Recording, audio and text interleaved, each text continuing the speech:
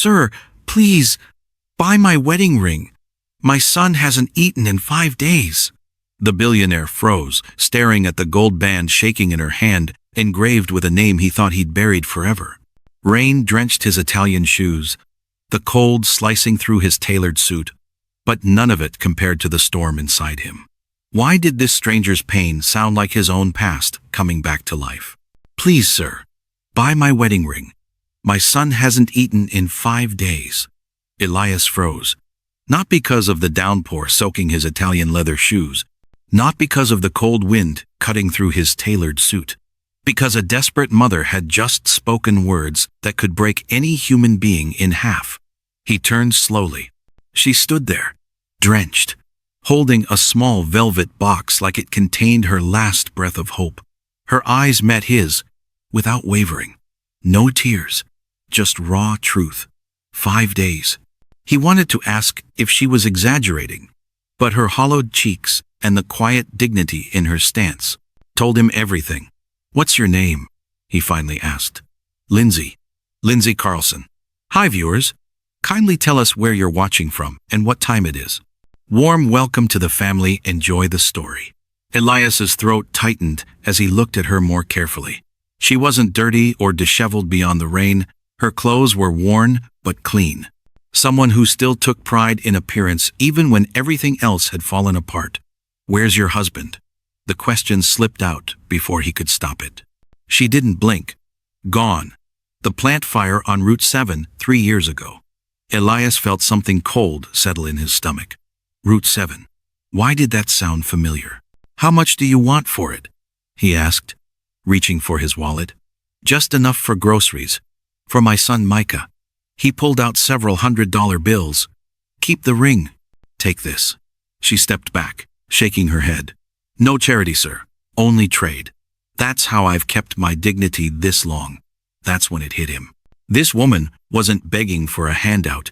She was offering the last piece of her happiness in exchange for her child's survival. She was sacrificing love for life. Have you ever witnessed someone's last stand against desperation? That moment when pride and necessity collide, leaving you questioning what you would do in their place. Elias swallowed hard. Then I'll buy it. She handed him the velvet box with both hands, gentle, like she was surrendering a piece of her soul. Her fingers trembled, not from the cold, but from goodbye. Thank you, sir. Elias opened the box. The wedding band was simple, its gold worn thin from years of wear. Inside, an engraving caught his eye. To L forever. This meant something to you, he said softly, not a question. It still does, she answered. But my son means more. Thunder rumbled overhead as their eyes met again. The single light above the gas pump flickered. Once, twice, then died, leaving them in shadow. But in that moment before darkness fell, Elias saw something in Lindsay's face that he rarely encountered in his world of corporate mergers and offshore accounts. Unflinching resolve paired with quiet desperation. Where do you live? He asked, though he wasn't sure why he cared. He never got involved in strangers' problems, never looked beyond the transaction. Why does it matter? Suspicion replaced the gratitude in her voice. His driver called from the car. Sir, we should leave. The storm's getting worse. Elias nodded, pocketing the ring box. Lindsay was already turning away, clutching the money like a lifeline, preparing to disappear back into the rain.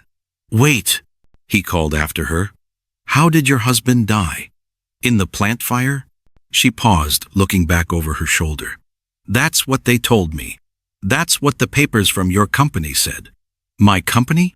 The cold feeling in his stomach turned to ice. Ward Industrial. The plant on Route 7. Her voice hardened.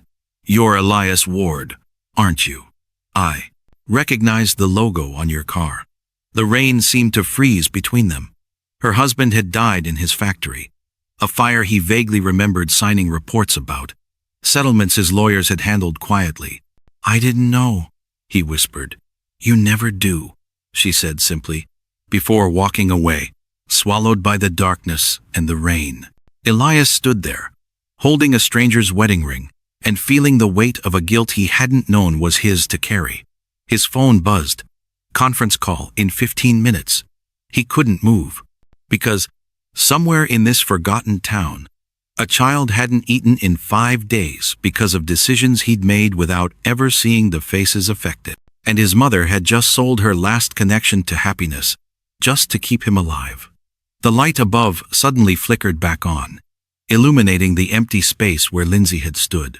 But the rain hadn't washed away her footprints yet, or the truth she'd left behind. "I'm going to find you again," he whispered. And for the comprint, first time in years, Elias Ward meant something beyond profit margins and quarterly reports. Elias stood frozen beneath the flickering gas station light, the velvet box heavy in his palm. His driver honked lightly, reminding him of the conference call, the merger papers waiting for signatures, the empire that needed tending. But all he could think about was Lindsay Carlson walking away in the rain. "Cancel my calls for tonight," he told his driver through the open car window, "and find out everything you can about the Route 7 plant fire 3 years ago." The driver nodded, confused but obedient. Elias slipped the wedding ring into his pocket, feeling its weight like a stone. He glanced in the direction Lindsay had disappeared. A mother selling her wedding ring because her son hadn't eaten in 5 days. And somehow, he was connected to her tragedy. His mind replayed her words. Ward Industrial, the plant on Route 7. A fire he barely remembered, handled by lawyers and insurance.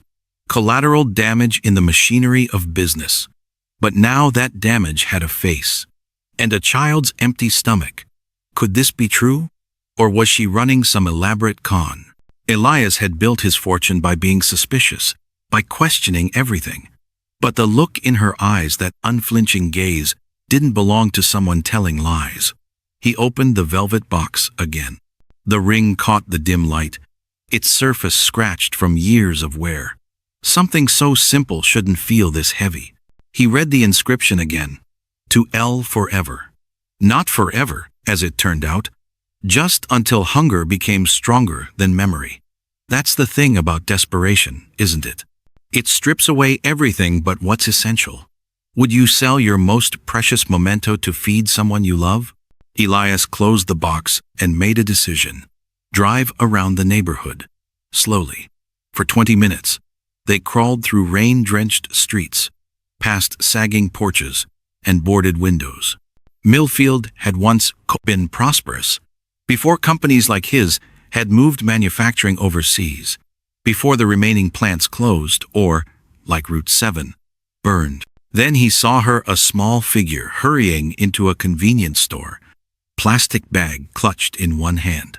Elias told his driver to pull over and wait. Through the store window, he watched Lindsay select items with careful deliberation. Bread, milk, peanut butter, apples, rice, beans. Basics that would stretch, the calculations visible on her face as she counted dollars in her mind. When she emerged, Elias stepped out of the car, umbrella in hand. "Mrs. Carlson." She froze. Groceries clutched to her chest, eyes suddenly wary. "What do you want?" "To return this." He held out the velvet box. "And to keep my money with you." Her expression hardened. "I don't take charity, Mr. Ward. I told you that. It's not charity. It's..." He paused, searching for words. "Compensation. For what? My husband's life? Is that what you think it's worth?" Her voice remained low, controlled, but her eyes flashed with something dangerous. Rain drummed on his umbrella, running in rivulets between them. Around them, Millfield continued its quiet struggle, lights glowing in windows where other families fought their own battles against hardship. "No," Elias said carefully. "Nothing could compensate for that. But your son shouldn't go hungry because of what happened." "My son went hungry because your company denied our claim, said Caleb was negligent, that he caused the fire." Each word came out precise, like she'd rehearsed them for years. 3 years of fighting your lawyers, and all I got was a letter saying case closed. Elias's stomach twisted. He hadn't known. Or had he chosen not to know? How many reports had crossed his desk? How many settlements had he approved without reading the names? "Let me help now," he said quietly. "We've managed this long without your help." She shifted the groceries in her arms. "Keep the ring if you want. The trade is done." Her pride was a wall between them, a wall built from years of being ignored, dismissed, forgotten. It made Elias deeply uncomfortable. In his world, money solved problems. People took what he offered. When was the last time you encountered dignity that wouldn't bend, even in the face of desperate need? The kind that makes you question which of you is truly poor. "At least let me drive you home," he said, gesturing to the rain. "You'll get soaked with those groceries." She hesitated, looking down the dark, wet street, then back at his luxury car. For a moment, he thought she'd refuse again. "5 minutes," she finally said. "Just to my apartment." The car ride was silent, the contrast between their worlds never more apparent than in the soft leather seats cradling her worn clothes. She directed his driver through increasingly narrow streets until they reached a shabby apartment complex with broken concrete stairs. "This is it," she said, reaching for the door handle. "Wait." Elias pulled out his card. "If your son needs anything." "Mr. Ward," she cut him off. "I didn't tell you my story to get your pity. I sold you my ring because I needed food more than memories. That's all." "Then why tell me about your husband? About the plant?" Her eyes met his, steady and unflinching. "Because people like you should know the cost of your decisions. Real people suffer when you sign papers without reading them." She stepped out into the rain, clutching her groceries. Elias watched her climb the broken steps, disappear into the building. He sat there long after she was gone, turning her words over in his mind. Back at his hotel, he couldn't sleep. The ring sat on his nightstand, accusing him with its presence. He picked up his phone, called his head of legal. "The Route 7 fire," he said when the man answered. "I want every document. Tonight." 3 hours later, his hotel room was littered with papers. Insurance claims, investigation reports, legal memos, settlements. And there it was, Caleb Carlson, maintenance worker. Cause of death, smoke inhalation. Company liability, denied. Elias's hands shook as he read the internal memo. Evidence suggests potential faulty wiring, but maintain worker negligence stance. Cheaper to settle individual cases than factory-wide safety overhaul. He had signed this, authorized this strategy. People had died. Lindsay's husband had died because fixing the problem cost more than settling the lawsuits. The ring gleamed in the hotel lamplight. To L forever. Forever cut short by corporate math. Elias Ward, who had built an empire on calculated decisions, felt something crack inside him. For the first time in decades, he wondered if everything he'd built was worth what it had cost others. And as dawn broke over Millfield, he made another decision. One that would change everything. "I authorize this." Elias's voice cracked as dawn broke over Millfield. The damning memo lay in his trembling hands. His signature at the bottom, elegant, confident, damning. The same signature that had built skyscrapers and collapsed lives. Caleb Carlson's life. He hadn't slept. His hotel room resembled a crime scene, papers scattered across every surface, each one a piece of evidence in a case against himself. Outside, the rain had stopped, but inside, a storm was just beginning. The wedding ring gleamed on the nightstand. Simple gold, worn thin from years of daily wear. He picked it up, feeling its weight, the physical lightness, and the moral heaviness. How many decisions had he made without thinking about the people on the other side of the paperwork? Elias showered and dressed mechanically, his mind replaying the previous night's encounter. Lindsay Carlson's face, her dignity in desperation, the groceries she had selected with such care, and somewhere in that shabby apartment building, a little boy who had gone 5 days without food because of calculations made in boardrooms. To L, forever.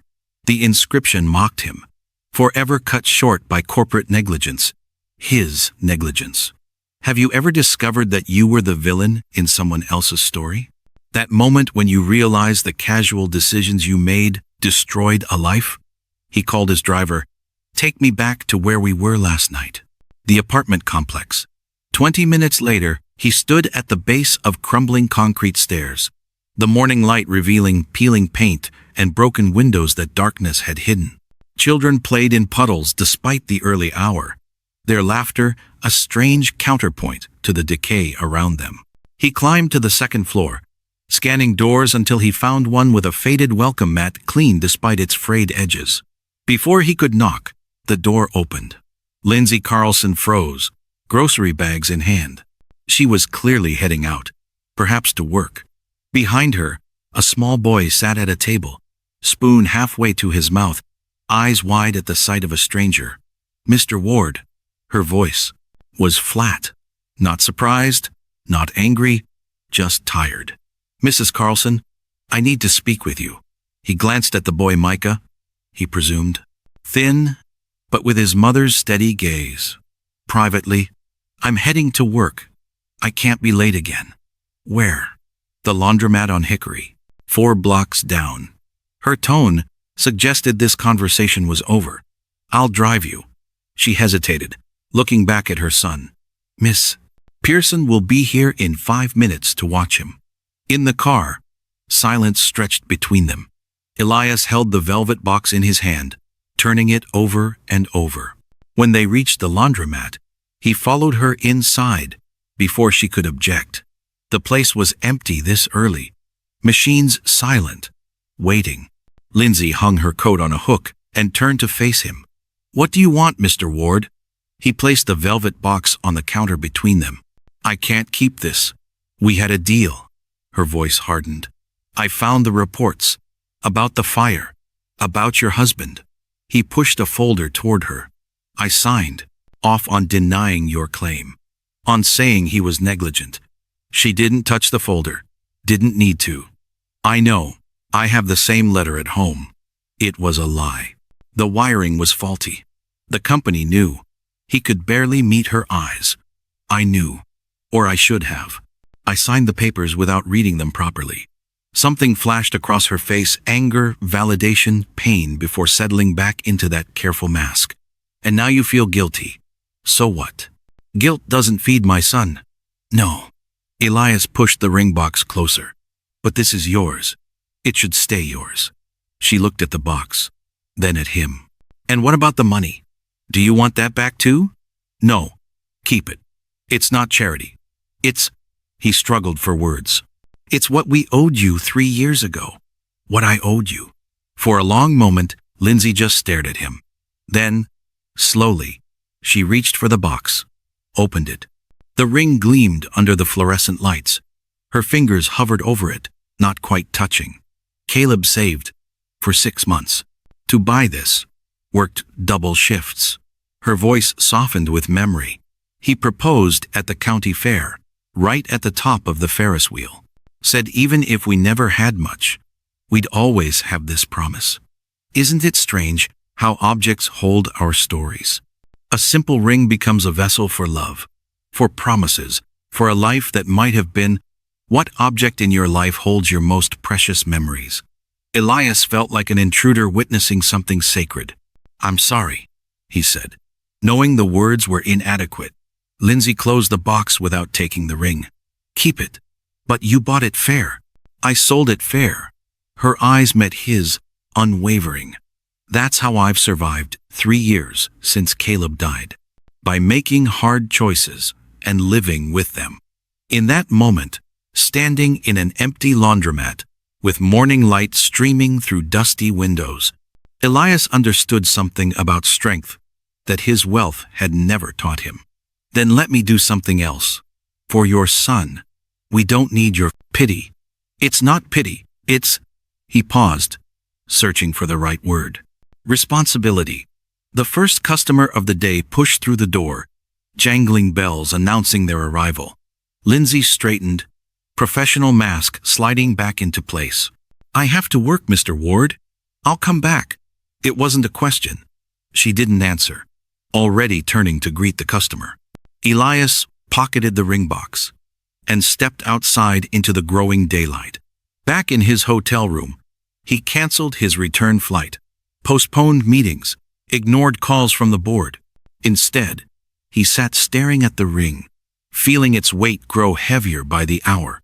That night, he dreamed of fire, of a man he'd never met, trapped in flames while smoke filled his lungs. He dreamed of Lindsay waiting by a phone that would bring only bad news, of a little boy asking when Daddy was coming home. He woke, gasping, sweat-soaked sheets twisted around him. The ring box sat on his nightstand, accusing him in the darkness. Elias got up, paced to the window. Millfield spread below him, streetlights marking roads that led to lives he'd never considered. Somewhere out there, Lindsay Carlson was perhaps lying awake too, wondering how to make the money stretch, how to keep going. He opened the ring box again, to L forever. His fingers closed around it, feeling the warm metal that had rested against Lindsay's skin for years. That had symbolized love and promise and forever. Until hunger became stronger than memory, the revelation hit him like a physical blow. He hadn't bought a ring yesterday.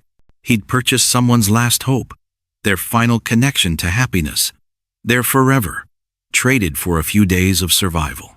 What kind of world had he helped create, where a mother had to sell her wedding ring because her child hadn't eaten in 5 days?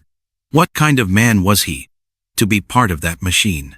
Elias Ward, who had built an empire on calculated decisions and careful distance, felt something break open inside.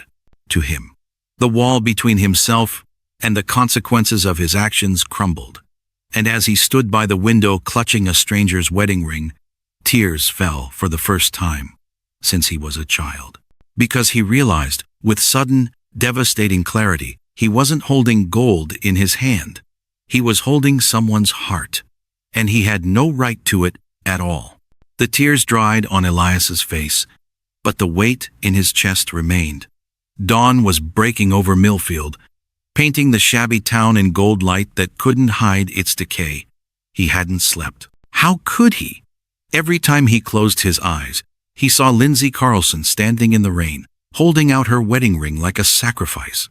"My son hasn't eaten in 5 days. 5 days."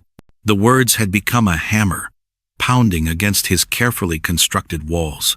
He paced the hotel room, the ring clutched in his palm, until the metal warmed to his body temperature, almost as if it were alive, judging him. His phone buzzed again. 27 missed calls. 43 urgent emails. A board meeting he should be attending right now in New York. A life that suddenly felt like it belonged to someone else. Elias showered and dressed, movements mechanical. He caught his reflection in the mirror designer suit, expensive watch, perfect haircut, the costume of a successful man. But beneath it all, he felt hollow. When was the last time you looked at yourself in the mirror and didn't recognize the person staring back? That moment when your identity suddenly feels like a stranger's. He called his assistant. Cancel everything for the week. Her protest died when he added, family emergency. It wasn't entirely a lie. This was about family, Lindsay's family, that his company had destroyed. Back in his car, he instructed his driver to take him to the laundromat again. It was early, but Lindsay would be there. People who live on the edge of survival don't have the luxury of sleeping in. Through the window, he watched her folding sheets with practiced efficiency. No wasted movement, no self-pity, just the quiet dignity of someone who did what needed to be done. He entered, the bell above the door announcing his arrival. Lindsay looked up, unsurprised. "You're back." "Not a question. I need to understand," he said. She continued folding. "Understand what, Mr. Ward? What happened after the fire? After my company denied your claim?" He struggled to find the right words. "After I denied your claim." Her hands stilled for just a moment, before resuming their rhythm. "Life happened, Mr. Ward. The kind without safety nets. Tell me." She looked up then, really looked at him. "Why? So you can feel better about yourself? Add a touching story to your dinner party conversations? The accusation stung because it contained truth. Wasn't that exactly what he was doing? Seeking absolution through her pain? No, he said finally. Because I need to know the real cost of what I did. Lindsay sighed, setting down the folded sheet. First came the funeral expenses. Then medical bills from Caleb's 3 days in intensive care before he died. Then lawyers, who took what little we had left and still couldn't beat your legal team. Then eviction from our house when I couldn't make payments. Then selling our car. Then furniture. Then, she gestured vaguely, everything else that wasn't essential to survival. Each word landed like a blow. Elias pictured it, the slow, methodical dismantling of a life, the grinding down of hope. And your son? He asked quietly. Micah was 3 when his father died. He barely remembers him now. Her voice cracked slightly. Sometimes he asks if Daddy left because he was bad. The simplicity of the statement made it unbearable. Elias thought of his own childhood private schools, summer homes, every advantage money could buy. While Micah Carlson wondered if he was responsible for his father's absence. We walk past people every day without knowing their stories. The woman at the checkout, the man on the bus, each carrying invisible burdens we can't imagine. When was the last time you really saw the people around you? I've made arrangements, Elias said suddenly, for a trust fund for Micah and for you. Lindsay's expression hardened.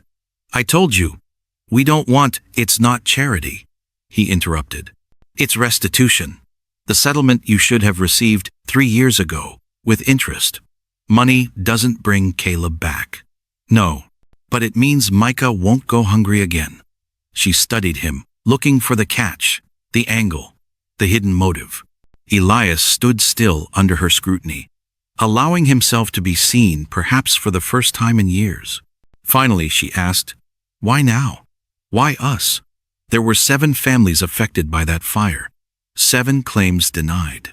The question hit him like cold water. 7 families. Of course. It hadn't been just Caleb Carlson who died or was injured. There had been others. Names on papers he'd signed without reading. Lives he'd impacted without consideration. I didn't know, he said, the inadequacy of the words burning his throat. That's the problem, isn't it? Lindsay's voice was quiet but clear. You didn't know, because you didn't have to know. Your life goes on regardless of what happens to people like us. The truth of it silenced him. The vast distance between their worlds had protected him from consequences, from reality itself. Give me their names, he said finally. The other families, all of them. Something shifted in Lindsay's expression, not softening, exactly, but a recognition. Why? Because they deserve what I'm offering you. All of them. For the first time, he saw uncertainty cross her face, the faintest crack in her armor of determination. You'd do that? Yes. The simplicity of his answer surprised them both. The bell above the door jingled as a customer entered. Lindsay straightened, professional mask sliding back into place. I have work to do, Mr. Ward. I'll come back this afternoon. With the paperwork. He turned to leave, then paused. And Lindsay? I'm keeping the ring safe. Until you want it back. She didn't answer, already greeting the customer with practiced politeness. But he saw the slight tremble in her hands as she turned away. Back in his hotel room, Elias made calls. To his lawyer, to his accountant, to the board, informing them he was taking a personal leave of absence. Each conversation more difficult than the last, as the people who had always said yes to him now questioned his judgment. He ignored them all and continued making arrangements. 7 families. 7 lives. Disrupted or destroyed by decisions he'd made from the comfortable distance of his corner office. 7 debts to repay. As night fell, he sat by the window overlooking Millfield. In the distance, factory smokestacks stood like monuments to an industrial past now faded. His company's plant, what remained of it after the fire, was among them, a skeleton of broken promises. He took out the wedding ring again, turning it over and over. To L, forever. Forever. Such an impossible word. So easily broken by fire, by hunger, by the signatures on legal documents. The vastness of what he had done and failed to do settled over him like a physical weight. Not just to Lindsay and Micah, but to all the families. All the lives carelessly altered by his pursuit of profit margins and quarterly growth.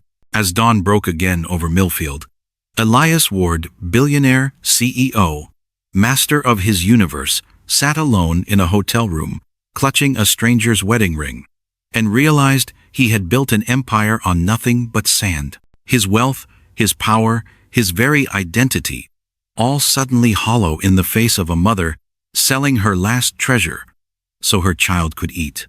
And in that moment of perfect clarity, as golden light spilled across the broken town his negligence had helped create, Elias made a decision that would change everything. He would find those 7 families, all of them, and he wouldn't stop until he'd made it right. But what Elias couldn't possibly know was that one of those 7 families harbored a secret that would shake the foundations of everything he believed about that night, about his company, and about Lindsay Carlson herself. The secret haunted Elias as he walked through Millfield's broken streets the next morning. 7 families affected by the fire. 7 stories like Lindsay's, one with a secret that could change everything. But which one, and what truth, lay hidden beneath the ashes of that night? He dressed differently today, jeans and a simple button-down shirt. No designer labels, no luxury watch. A futile attempt to blend in, though his polished shoes and the sleek car waiting at the curb still marked him as an outsider. Millfield in daylight was a study in decline. Abandoned storefronts with faded signs, potholed streets that hadn't seen repairs in years, children playing with makeshift toys in yards overgrown with weeds. All around him, the evidence of an economy that had collapsed when companies like his moved on to more profitable ventures. "You did this," he whispered to himself, the realization a stone in his stomach. Not just the fire, not just Caleb Carlson's death, but this, the slow strangulation of an entire community when the factories closed. The deliberate decision to leave places like Millfield behind in service of shareholder value. Have you ever returned to a place you once abandoned, only to find yourself haunted by the ghosts of what you left behind? Elias approached an elderly man sweeping the sidewalk outside a small grocery store. The broom was worn nearly to the wood, but the motion was precise, dignified. "Excuse me," Elias said. "I'm looking for information about the families affected by the plant fire. The Route 7 fire." The man paused, leaning on his broom. His eyes, roomy but sharp, assessed Elias with the wariness of someone who had learned to distrust well-dressed strangers. "What's your business with them folks?" "I want to help them." The words sounded hollow even to his own ears. The old man snorted. "Bit late for that, ain't it?" 3 years late. Elias flinched but pressed on. "I know. That's why I need to find them. All of them. Some ain't here no more. Left town when the jobs dried up. Others." The man shrugged. "Life goes on, even after tragedy. Or it doesn't. What about Lindsay Carlson? I need to find her." Something shifted in the old man's gaze. Recognition, perhaps, or suspicion. "Lindsay? What do you want with her?" "I have something that belongs to her." Not a lie. Not exactly. The wedding ring sat heavy in Elias's pocket. The old man studied him a moment longer, then nodded slightly. "Try the laundromat by the church. She works mornings there." "Which church?" A faint, sad smile touched the man's lips. "Only one left in Millfield that ain't boarded up. Street Michael's, down on Pine Street. Can't miss it." Elias thanked him and turned to go, but the man's voice stopped him. "You from the company? The one that owned the plant?" Elias hesitated, then nodded. "Thought so." The old man's voice hardened. "You know what's funny? Before that fire, your company promised this town 30 more years, said we were family." He resumed sweeping, his back bent with more than age. "Some family. The words followed Elias as he walked away. Some family. Corporate America's favorite lie. We're all in this together. Until profit margins said otherwise. Street. Michael's church rose against the sky, its spire straight despite the peeling paint and missing shingles. Beside it, a small brick building with a faded sign. Millfield Laundry and Dry Cleaning. Through the window, Elias saw movement, a woman loading industrial washing machines. Not Lindsay. Older, heavier, her face set in lines of permanent exhaustion. He entered, the bell above the door announcing his presence. The smell hit him immediately. Soap, bleach, fabric softener, all mixed, with the metallic scent of old pipes and the musty odor of clothes dried too slowly. "Help you?" the woman asked, eyeing his clean clothes with the practiced assessment of someone who knew the cost of stains. "I'm looking for Lindsay Carlson." The woman's expression closed like a door slamming shut. "She ain't in trouble, is she?" "No, nothing like that. I just need to speak with her." "Well, she ain't here. Called in sick today." The woman turned back to her work. Conversation clearly over. Sick? Or avoiding him? Elias wondered which was true. "Do you know where I can find her?" "Mister, I don't know who you are, but folks around here mind their own business." She measured detergent with practiced precision, especially when it comes to Lindsay. "She's had enough trouble." "I'm trying to help her," the woman snorted, reminding him of the old man with the broom. Skepticism seemed to be Millfield's natural response to offers of assistance. "Heard that before." "Please," Elias pulled out. His business card a mistake. The embossed logo of Ward Industries made the woman's eyes widen, then narrow. "You're from them?" She practically spat the word. "I'm trying to make it right. 3 years too late." The echo of the old man's words wasn't lost on Elias. Caleb Carlson was worth 10 of you fancy business types. And what he got for his loyalty was a pine box and a widow with a 3-year-old. How often do we think we can fix what's broken with too late apologies? With money thrown at wounds that have already scarred over? What does true amends actually look like? "That's why I need to find her," Elias said quietly. "To make amends. Real ones." Something in his tone must have reached her. The woman sighed, shoulders slumping slightly. "Try the cemetery. Today's the anniversary." "The anniversary?" "Of the fire." She looked at him like he was particularly slow. 3 years ago today. That's why she's not here. She takes flowers to Caleb's grave every year. The realization struck Elias like physical blow. 3 years to the day since the fire. Since Caleb Carlson died. Since 7 families had their lives forever altered by decisions made in boardrooms. And he hadn't even known the date. "Where?" he asked, voice suddenly hoarse. "Hillside Cemetery. Up past the old mill." She turned away, then added, almost reluctantly, "Look for the oak tree. That's where the workers are buried." Company plot. His company plot. Another corporate benefit he'd approved without thought. Elias thanked her and left the bell jangling behind him. Outside, he instructed his driver to take him to Hillside Cemetery, then reconsidered and decided to walk. He needed the time to think, to prepare what he would say. The cemetery sat on a gentle slope, overlooking what remained of Millfield. Once, it must have offered a view of a thriving industrial town. Now it gazed down on decay, on abandoned factories and struggling families. He followed the gravel path to a massive oak tree, its branches spreading wide over a section of modest graves.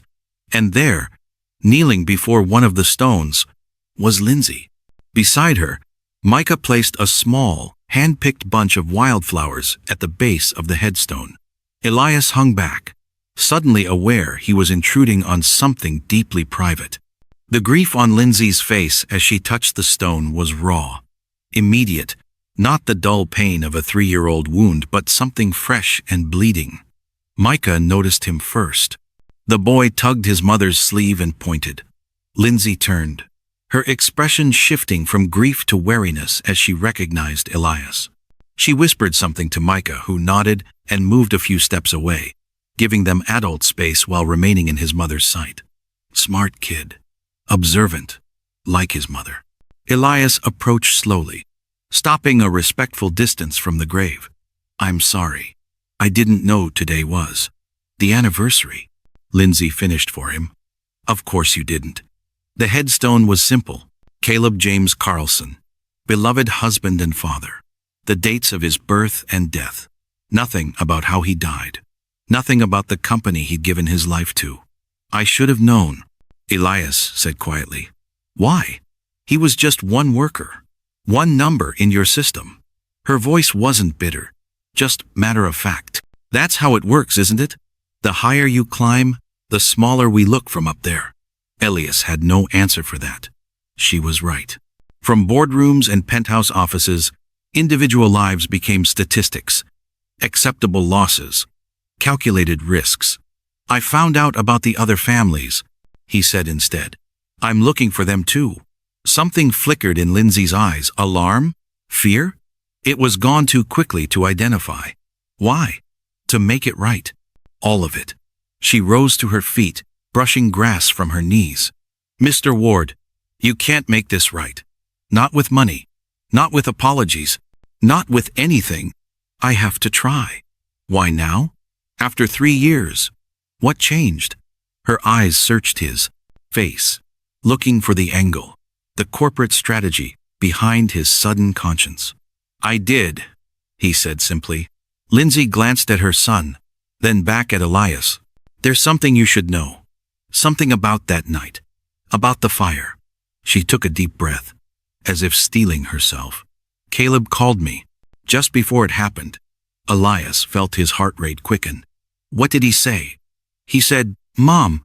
Micah's voice cut through the moment, urgent and frightened. Mom, that man's watching us again. Both adults turned. At the edge of the cemetery, a figure stood partially hidden behind a mausoleum. When he realized he'd been spotted, the man turned and hurried away, disappearing among the gravestones. Again? Elias asked. What does he mean, again? Lindsay's face had gone pale. She grabbed Micah's hand, pulling him close. We need to go, now. Lindsay, wait, who was that? What's going on? But she was already walking rapidly toward the cemetery gates. Micah practically running to keep up with her. Over her shoulder, she called back, Stay away from us, Mr. Ward, for your own good and ours. Elias stood frozen beside Caleb Carlson's grave, watching Lindsay and her son flee as if pursued by something far more dangerous than memories or grief. And in that moment, he understood with perfect clarity, the secret one of those 7 families harbored wasn't just about the past. It was about something still unfolding. Something that made a grieving widow run in terror from a stranger in a cemetery. Something worth killing to keep buried. The figure disappeared among the gravestones, but his shadow remained a darkness that followed Lindsay and Micah as they fled. Elias stood frozen beside Caleb's grave, the half-finished revelation hanging in the air like smoke. What had Caleb said in that final phone call? And who was watching them? Elias waited until nightfall before returning to the laundromat. The closed sign hung on the door, but light spilled from the back room. Through the dusty window, he could see Lindsay folding sheets, her movements mechanical, practiced. In the corner sat Micah, hunched over a worn backpack, pencil gripped tightly as he worked on what appeared to be homework. Elias knocked. Lindsay's head snapped up, eyes widening when she recognized him. She hesitated, then crossed to the door. We're closed, she said through the glass. I need to talk to you about what happened at the cemetery. Her eyes darted past him, scanning the dark street, looking for the watcher. Not here. Where then? Nowhere. It's not safe. She started to turn away. Lindsay, please. He pressed his palm against the glass. Let me help. She paused, conflict clear on her face.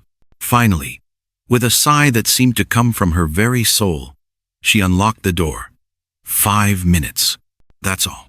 The laundromat smelled of detergent and fabric softener, clean sense that couldn't quite mask the underlying mustiness of old machines and aging building. Micah looked up as Elias entered, his small face serious beyond his years. "Hey there," Elias said, attempting a smile. The boy didn't return it. "Go back to your homework, Micah," Lindsay instructed gently. The boy hesitated, then reluctantly returned to his math problems, though his attention remained on the adults. "Who was that man?" Elias asked, keeping his voice low. "I don't know." Lindsay busied herself with folding a towel, avoiding his gaze. "Just some creep." "Your son," said again. "Has he been following you?" Her hand stilled.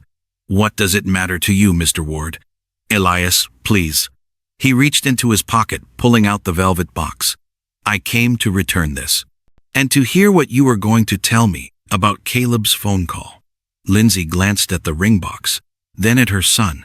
Something vulnerable flickered across her face, longing perhaps, but she shook her head. "Keep it.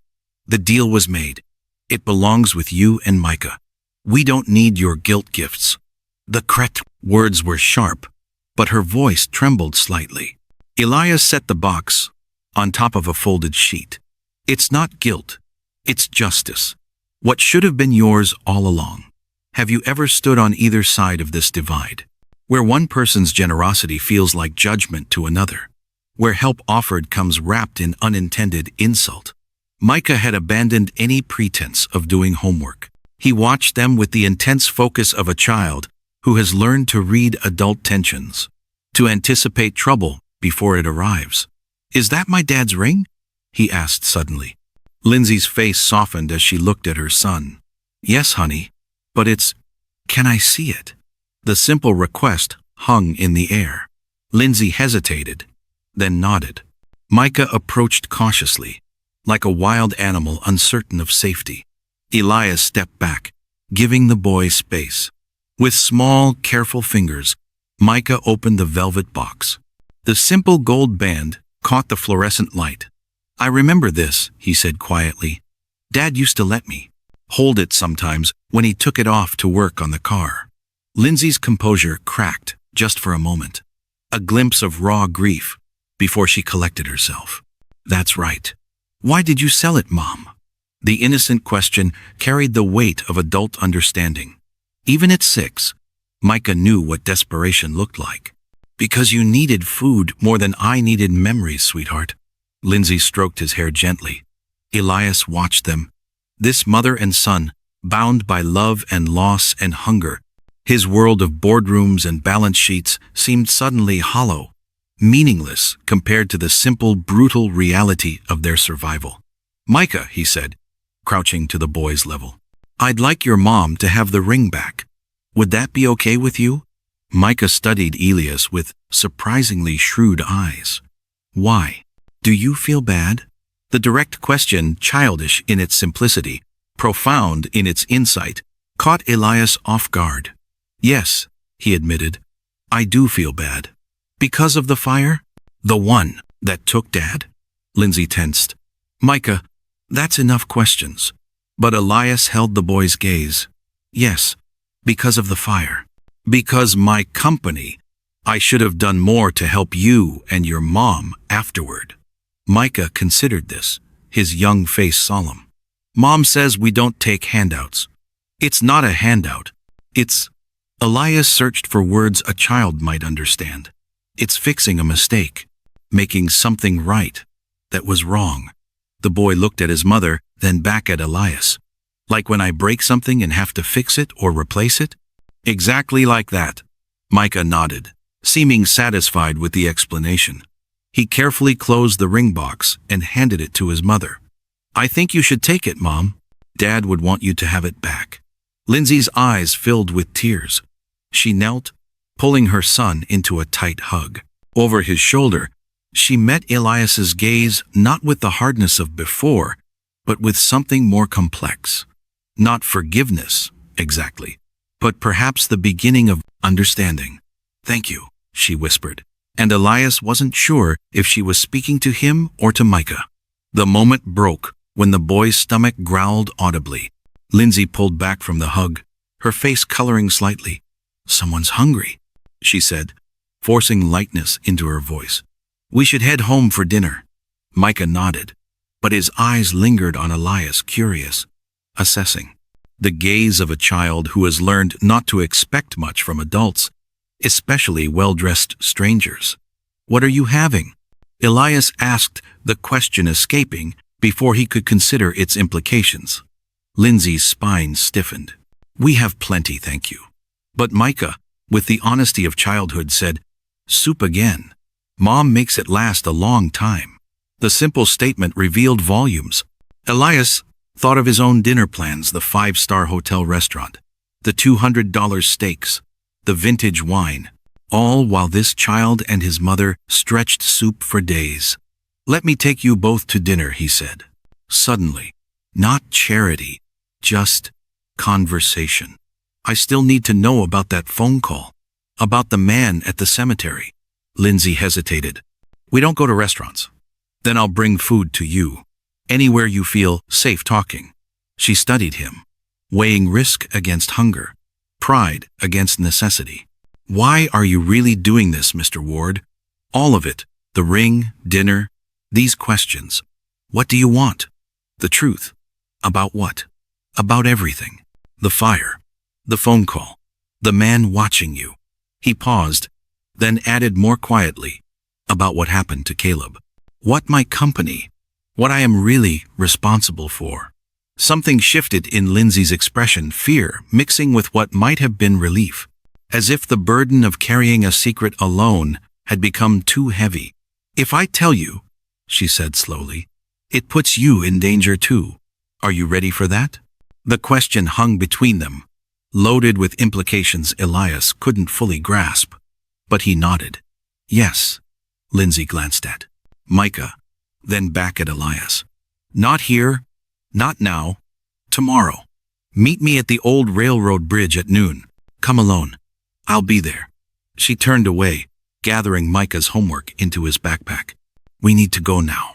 As they prepared to leave, Elias noticed Micah's worn shoes, the frayed edges of his jacket, small indicators of a life lived on the margins, where every purchase was weighed against necessity. Lindsay, he said as they reached the door, why didn't you ask for help before? From anyone? There are programs, charities. She looked back at him, dignity intact, despite everything. Because Caleb believed a person's worth is measured by what they give, not what they take. I wanted Micah to grow up with that same value. Even when it meant going hungry, values are easy when they cost nothing, Mr. Ward. She held his gaze steadily.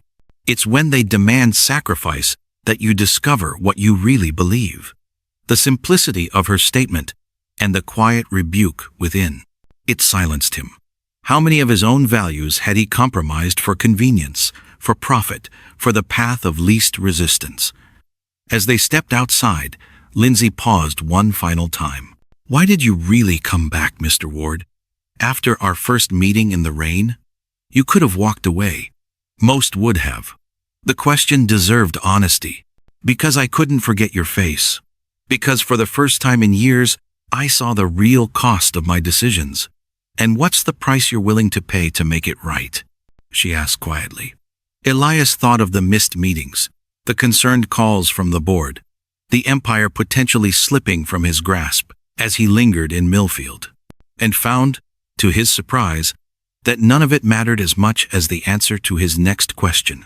What do you need from me, Lindsay?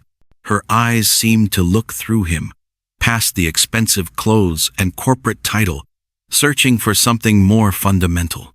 Not your money, Mr. Ward. Not your guilt. Not even your help. What then? Honesty, she said simply. Real honesty about what happened that night. About what your company did afterward. About who's responsible for Caleb's death. Elias felt a chill that had nothing to do with the night air.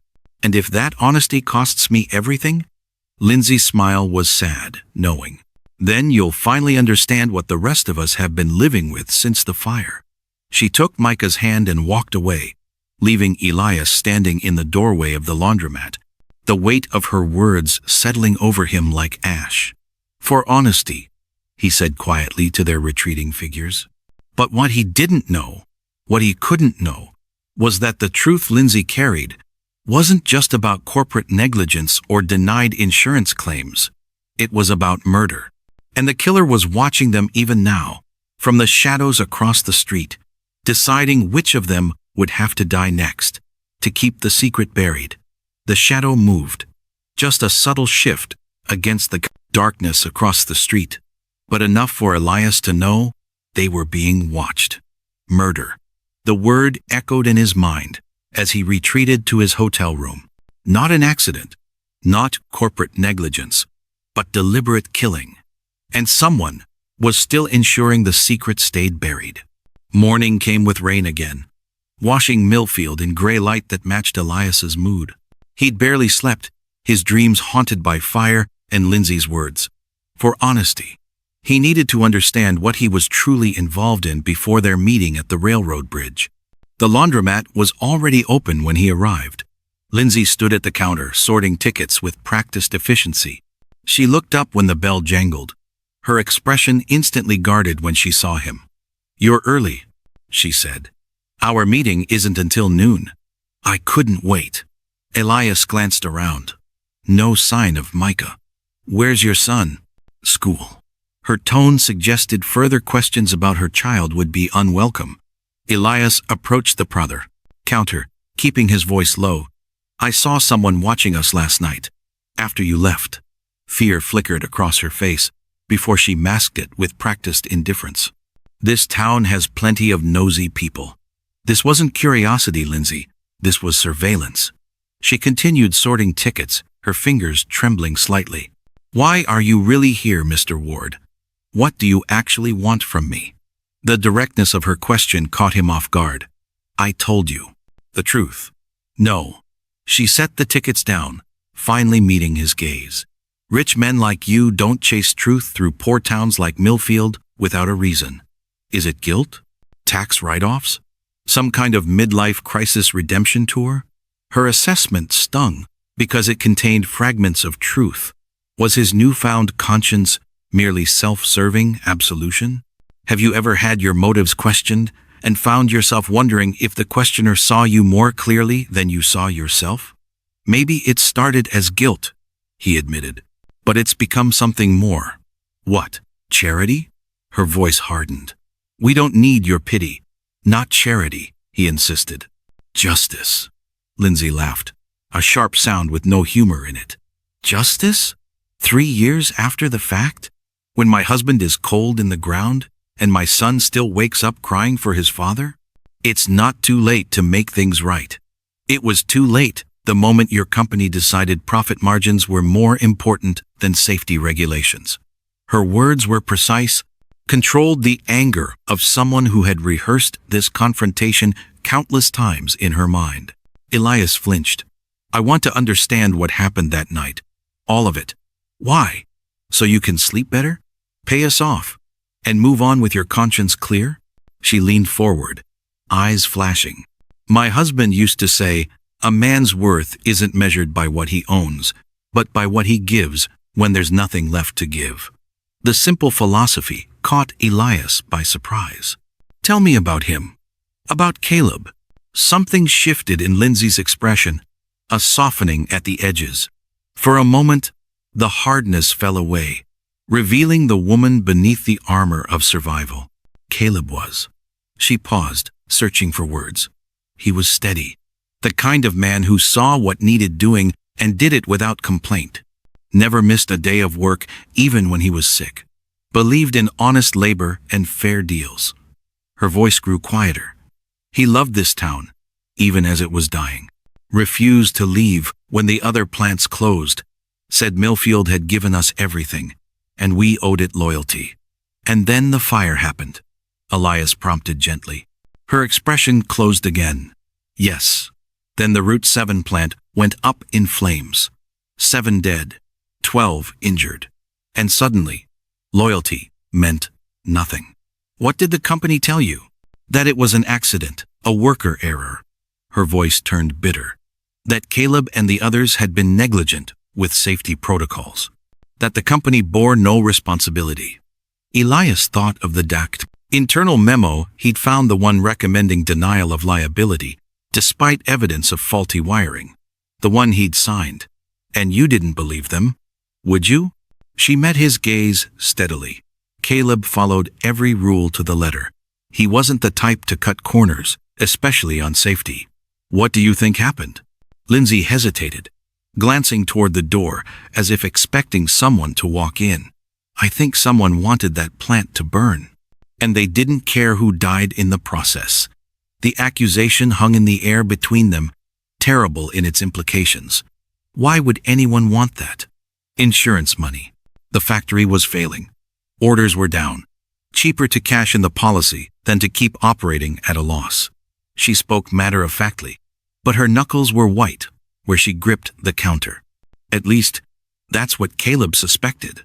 Elias felt cold dread settling in his stomach. What do you mean, suspected? The week before the fire, he noticed things. Equipment moved.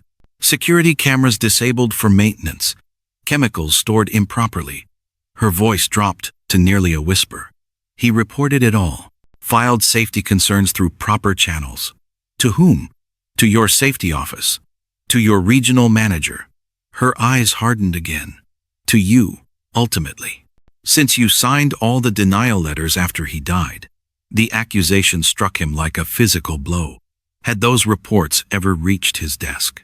Had he dismissed them without reading them, trusting his managers to handle minor issues? What would you do if you discovered that your inattention, your willful ignorance had cost innocent lives? Could you ever make amends for such a failure? Lindsay, he said carefully, I need to see those reports. Any paperwork Caleb filed before the fire. Why? So your lawyers can bury it deeper? No. So I can find out who knew what was coming and did nothing to stop it. Or worse, who made it happen. Something in his tone must have convinced her. Lindsay studied him for a long moment, then nodded slightly. I kept copies. Everything Caleb brought home. You have evidence? I have suspicions and a paper trail. Whether that counts as evidence? She shrugged. Your company's lawyers didn't think so. A middle-aged woman entered the laundromat, a basket of clothes balanced on her hip. Lindsay straightened, professional mask sliding back into place. Morning, Mrs. Hatcher. Elias stepped back, allowing Lindsay to help her customer. He watched her work efficient, courteous, the perfect image of someone just getting by. But beneath that facade lay steel and grief and secrets that could burn his company to the ground. When Mrs. Hatcher moved to the washing machines, Lindsay returned to Elias. Railroad bridge. Noon. I'll bring what I have. Thank you. She hesitated, then asked in a low voice. If what I show you proves what I suspect, that the fire was deliberate, that someone in your company was responsible, what will you do? Question carried weight beyond its simple words. It was a test of his intentions, his integrity, his commitment to the truth, regardless of consequences. Whatever it takes to bring them to justice, he said quietly. No matter who it is, no matter what it costs me. Lindsay searched his face, looking for deception. Even if it's someone you know, someone you trust? Even then, even if it destroys everything you've built? Elias thought of his company, his wealth, his carefully constructed life, all built on decisions that had, directly or indirectly, led to Caleb Carlson's death, to Lindsay selling her wedding ring to feed their son. Yes, he said, and was surprised to find he meant it. She nodded slowly. Then I'll see you at noon. As Elias turned to leave, Lindsay called after him. Mr. Ward? He paused at the door. Yes? Be careful who you trust with what I tell you. Her eyes were solemn, filled with a knowledge that made his skin crawl. The last person who asked these questions ended up dead. Who? The fire inspector. The original one, not the company man who wrote the final report. She held his gaze steadily. Car accident. 2 days after he visited me asking about Caleb's safety reports, the implications sent a chill through Elias. This wasn't just corporate negligence or cover-up. This was something far darker. "I'll be careful," he promised. Outside, rain had started again, turning Millfield's broken sidewalks into a maze of puddles. Elias walked slowly, mind racing with questions. Who had profited from the fire? Who had buried Caleb's safety reports? Who had replaced the original inspector? And who was still watching, ensuring the truth remained hidden? He was so lost in thought that he almost missed the black sedan following him at a distance. Almost, but not quite. 3 blocks later, he was certain the same car had been parked outside his hotel last night. The same car had driven past the cemetery yesterday. Elias turned abruptly down an alley, quickening his pace. The sedan accelerated, closing the distance. Heart pounding, Elias broke into a run, emerging onto a crowded street where a farmer's market was setting up. He wove through the vendors, glancing back to see a man in a dark suit step out of the car, scanning the crowd. For a moment, their eyes met across the distance.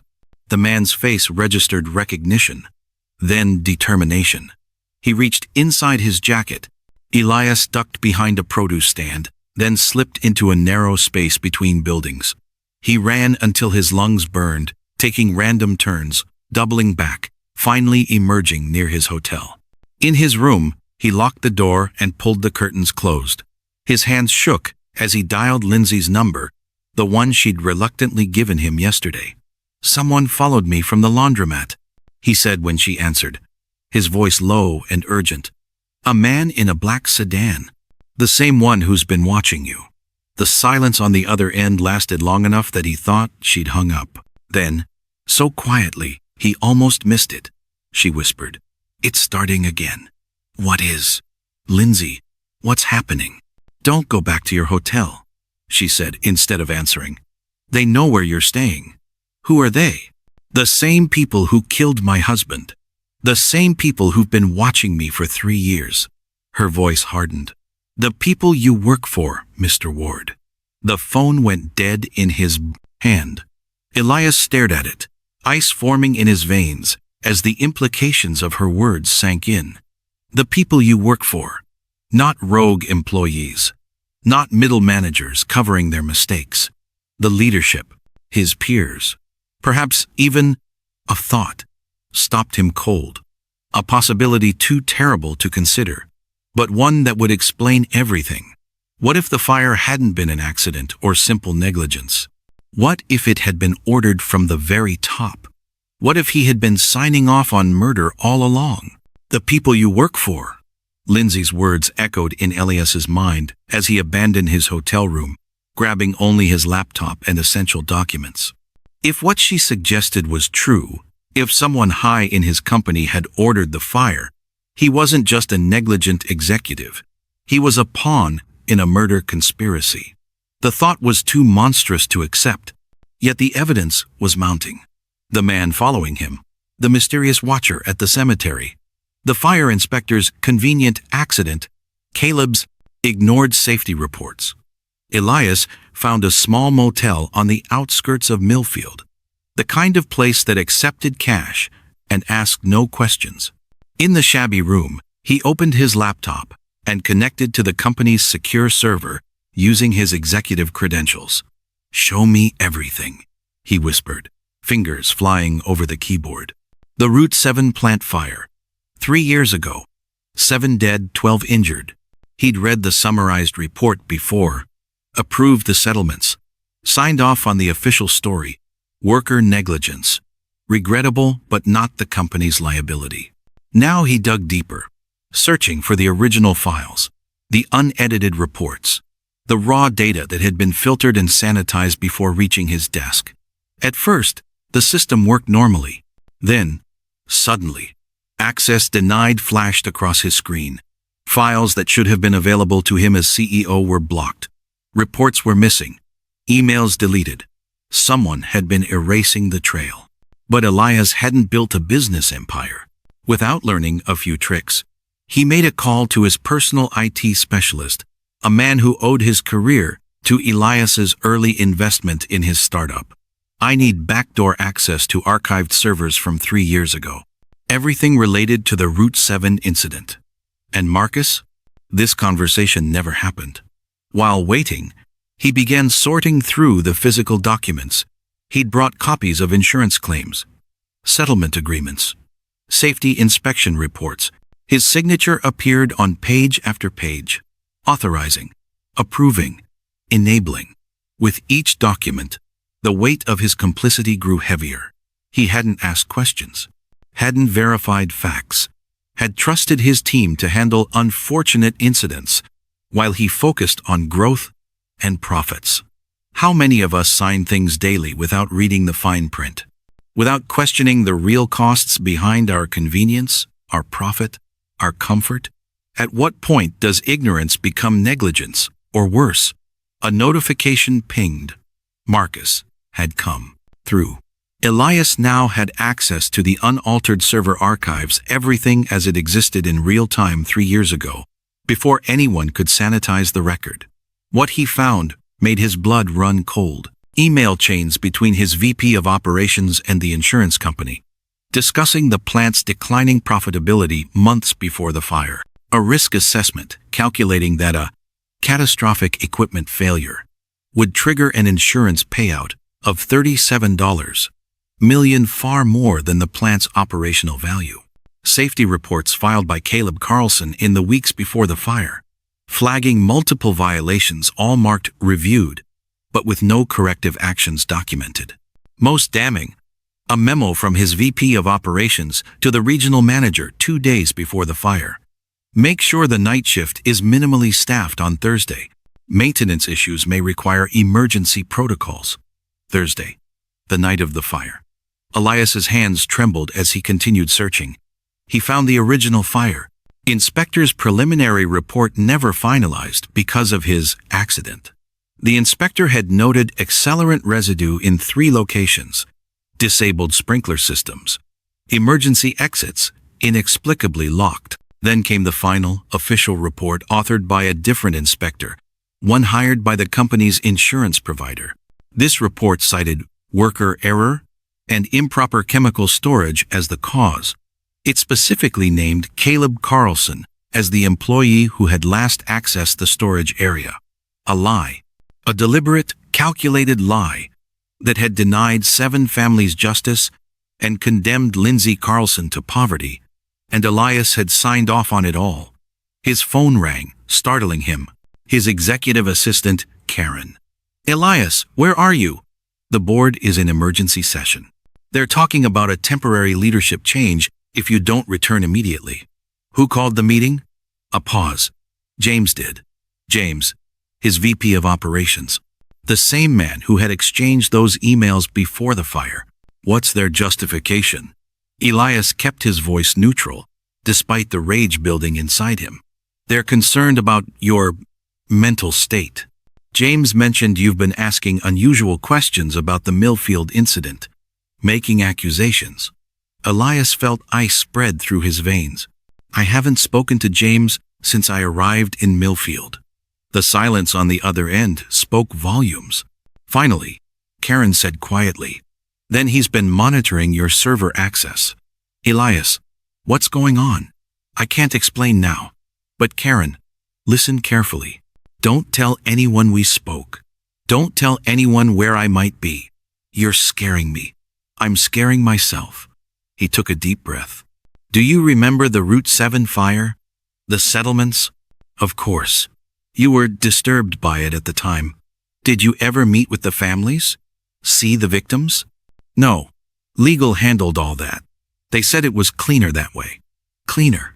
As if grief and loss were messes to be tidied away. Karen, I need you to look at something. I'm sending you files, the original fire inspector's notes, and the final report. Tell me what you see. He heard her typing as she reviewed the documents. Then, a sharp intake of breath. These don't match at all.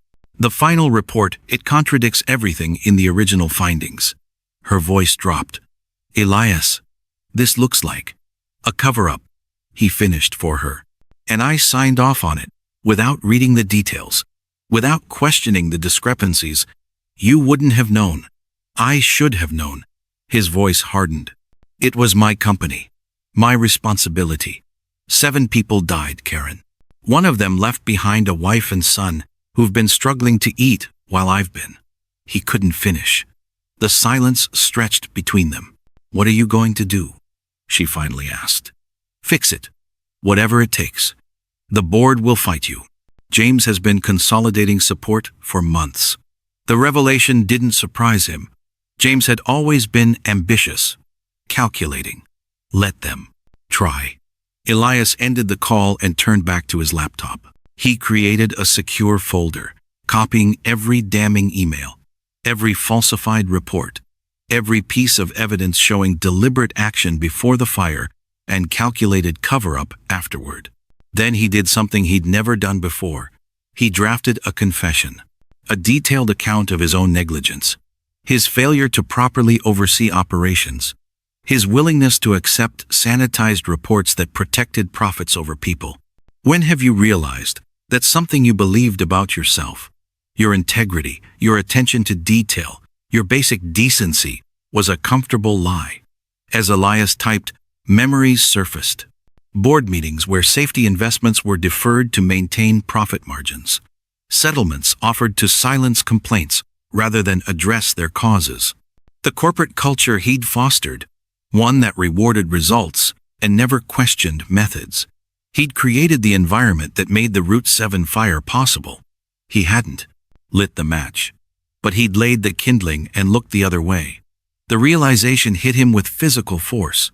He lurched from the chair and barely made it to the bathroom before emptying his stomach, bent over the toilet. Expensive suit rumpled. The great Elias Ward finally confronted the full measure of his failure. Not just professional negligence, not just poor oversight, complicity in murder. His phone buzzed with a text from an unknown number. Lindsay, don't come to the bridge. They're watching it. Meet me at Caleb's grave instead. 1 hour. Elias texted back. Who are they? Wyas. Her response chilled him. Your VP. His security team. They've been watching me for years. James. Of course it would be James. Ambitious, ruthless James, who had risen through the ranks by delivering results without excuses. James, who had handled the unfortunate incident at Route 7 so efficiently that the board had doubled his bonus that year. Elias checked his watch. He had 1 hour to gather his evidence, to prepare for whatever Lindsay would reveal at the cemetery. And then his phone pinged with an email notification. A message from James to the board, sent just minutes ago, with Elias copied as a courtesy. In light of Elias's increasingly erratic behavior and his apparent fixation on the regrettable but closed Route 7 incident, I move that we invoke the mental incapacity clause in our bylaws.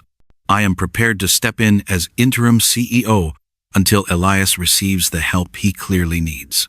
A corporate coup, wrapped in concern. Elias smiled grimly.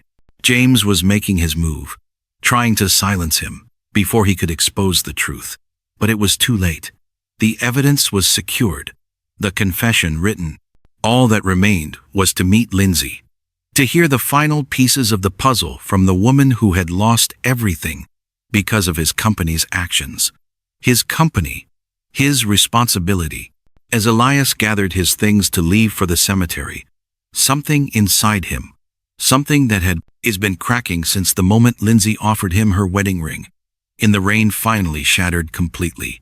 The careful walls between his corporate self and his humanity collapsed. The comfortable distance he'd maintained from the consequences of his decisions disappeared.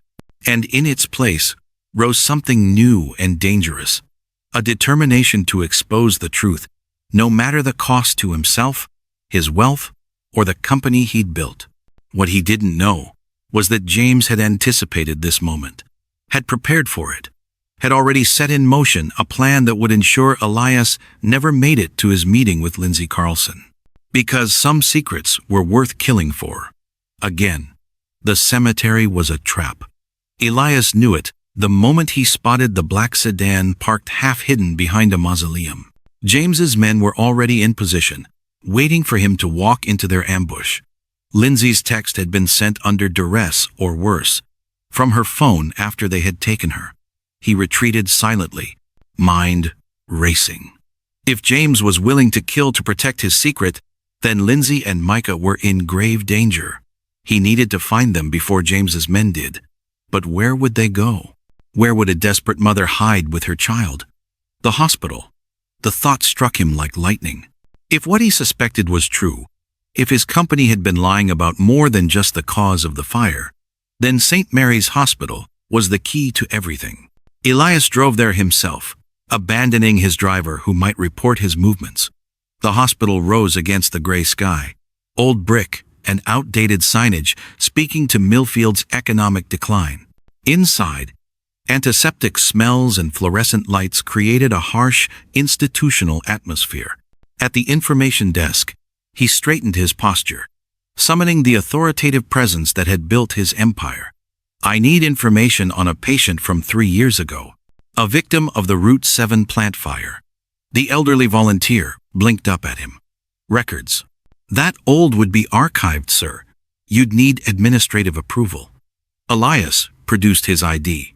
I'm Elias Ward, CEO of Ward Industries, the company that owned that plant.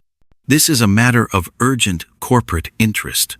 The volunteer's eyes widened at his name.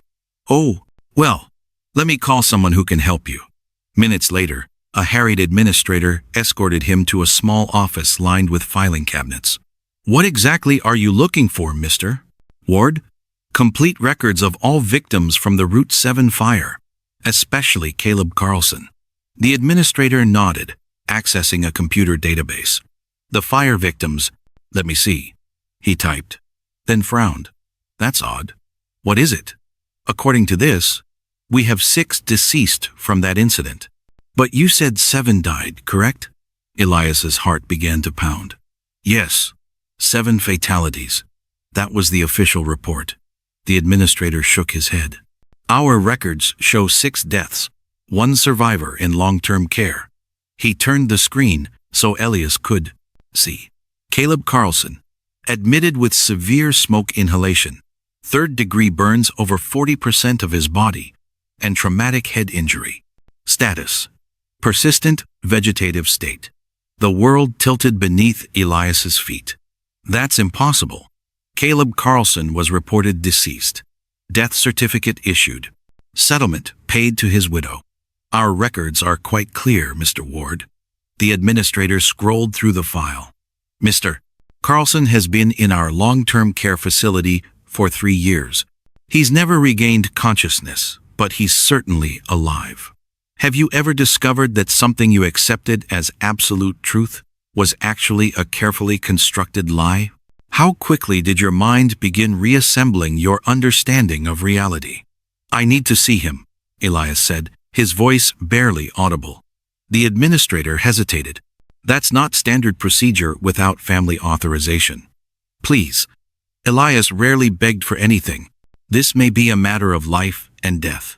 Something in his expression must have conveyed the urgency. The administrator nodded reluctantly.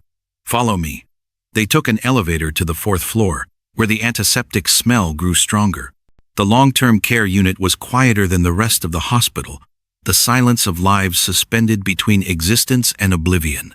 Room 214. A simple plaque beside the door. Inside, machines hummed and beeped in rhythmic patterns. And on the bed, connected to tubes and monitors, lay a man Elias had been told was dead for 3 years. Caleb Carlson's body was thin, wasted from years of immobility. Burns scarred the visible portions of his skin, but his chest rose and fell with mechanical regularity, assisted by a ventilator. He's been like this since admission, the administrator explained quietly. No significant brain activity, but his body continues to function with support. Who pays for his care? Elias asked the question, emerging from the businessman part of his brain that continued functioning even in shock. Insurance covered the first year. After that, the administrator checked the file. It appears a private foundation covers his expenses. The Millfield Workers Relief Fund, a foundation Elias had never heard of, despite his company's supposed commitment to the community. Who runs this foundation? I'm not privy to that information. Our billing department would know.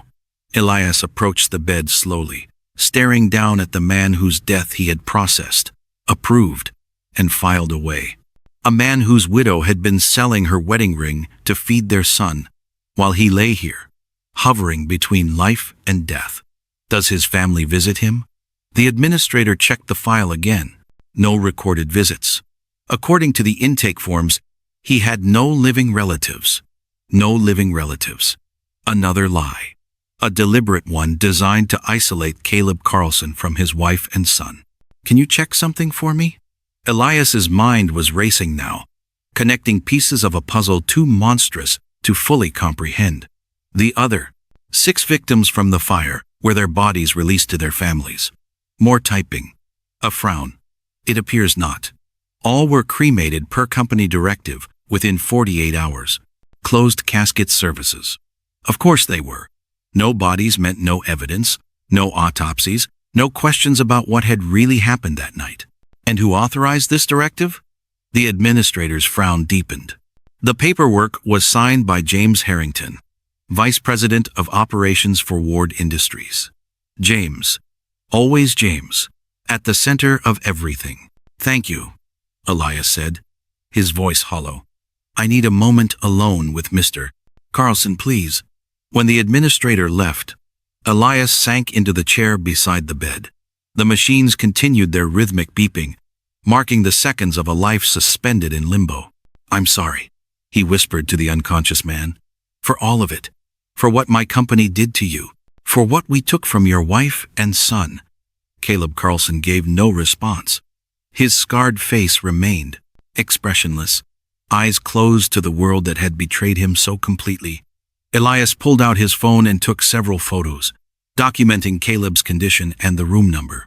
Then he scrolled through his contacts, finding the number for his most trusted security consultant, a former FBI agent who had handled sensitive matters for him in the past. Tom, I need you in Millfield. Today. It's an emergency. He quickly explained the situation, the fire, the cover-up, James's apparent coup attempt. I need protection for a woman named Lindsay Carlson and her son Micah, and I need a secure medical transport for a coma patient. Immediately. You're talking about crossing your own company, Elias. Your own board. I'm talking about murder, Tom. Multiple murders and a massive fraud. Will you help me?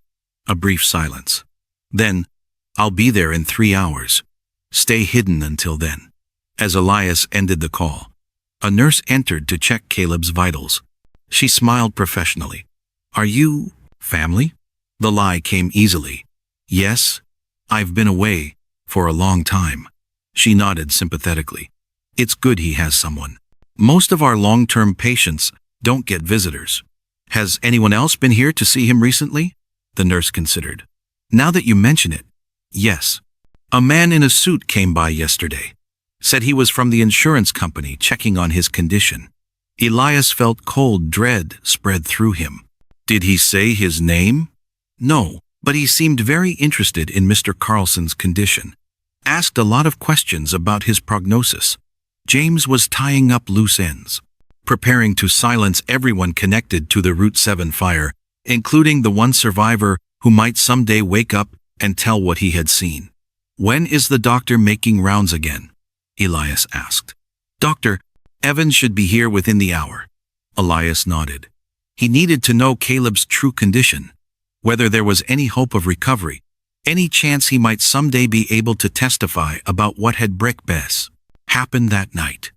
And he needed to find Lindsay to tell her that her husband was alive. That for 3 years she had been grieving a man who still breathed, whose heart still beat, who might still, against all odds, come back to her.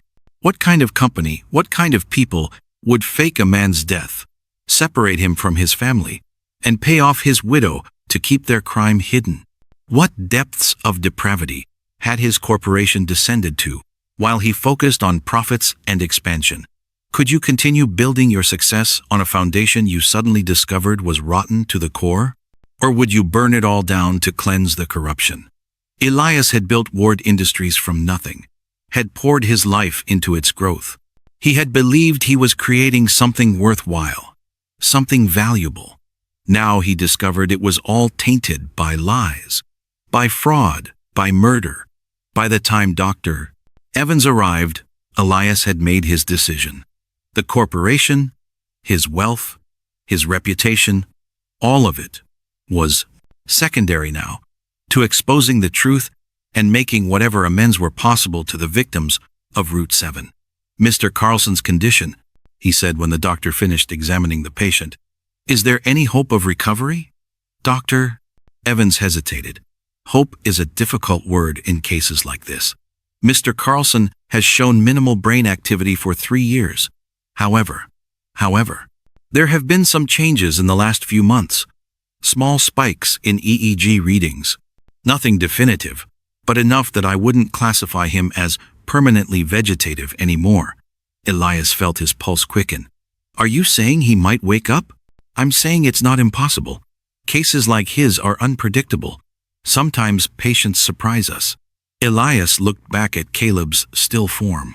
How soon could he be safely moved to another facility? A private one with better security. Dr.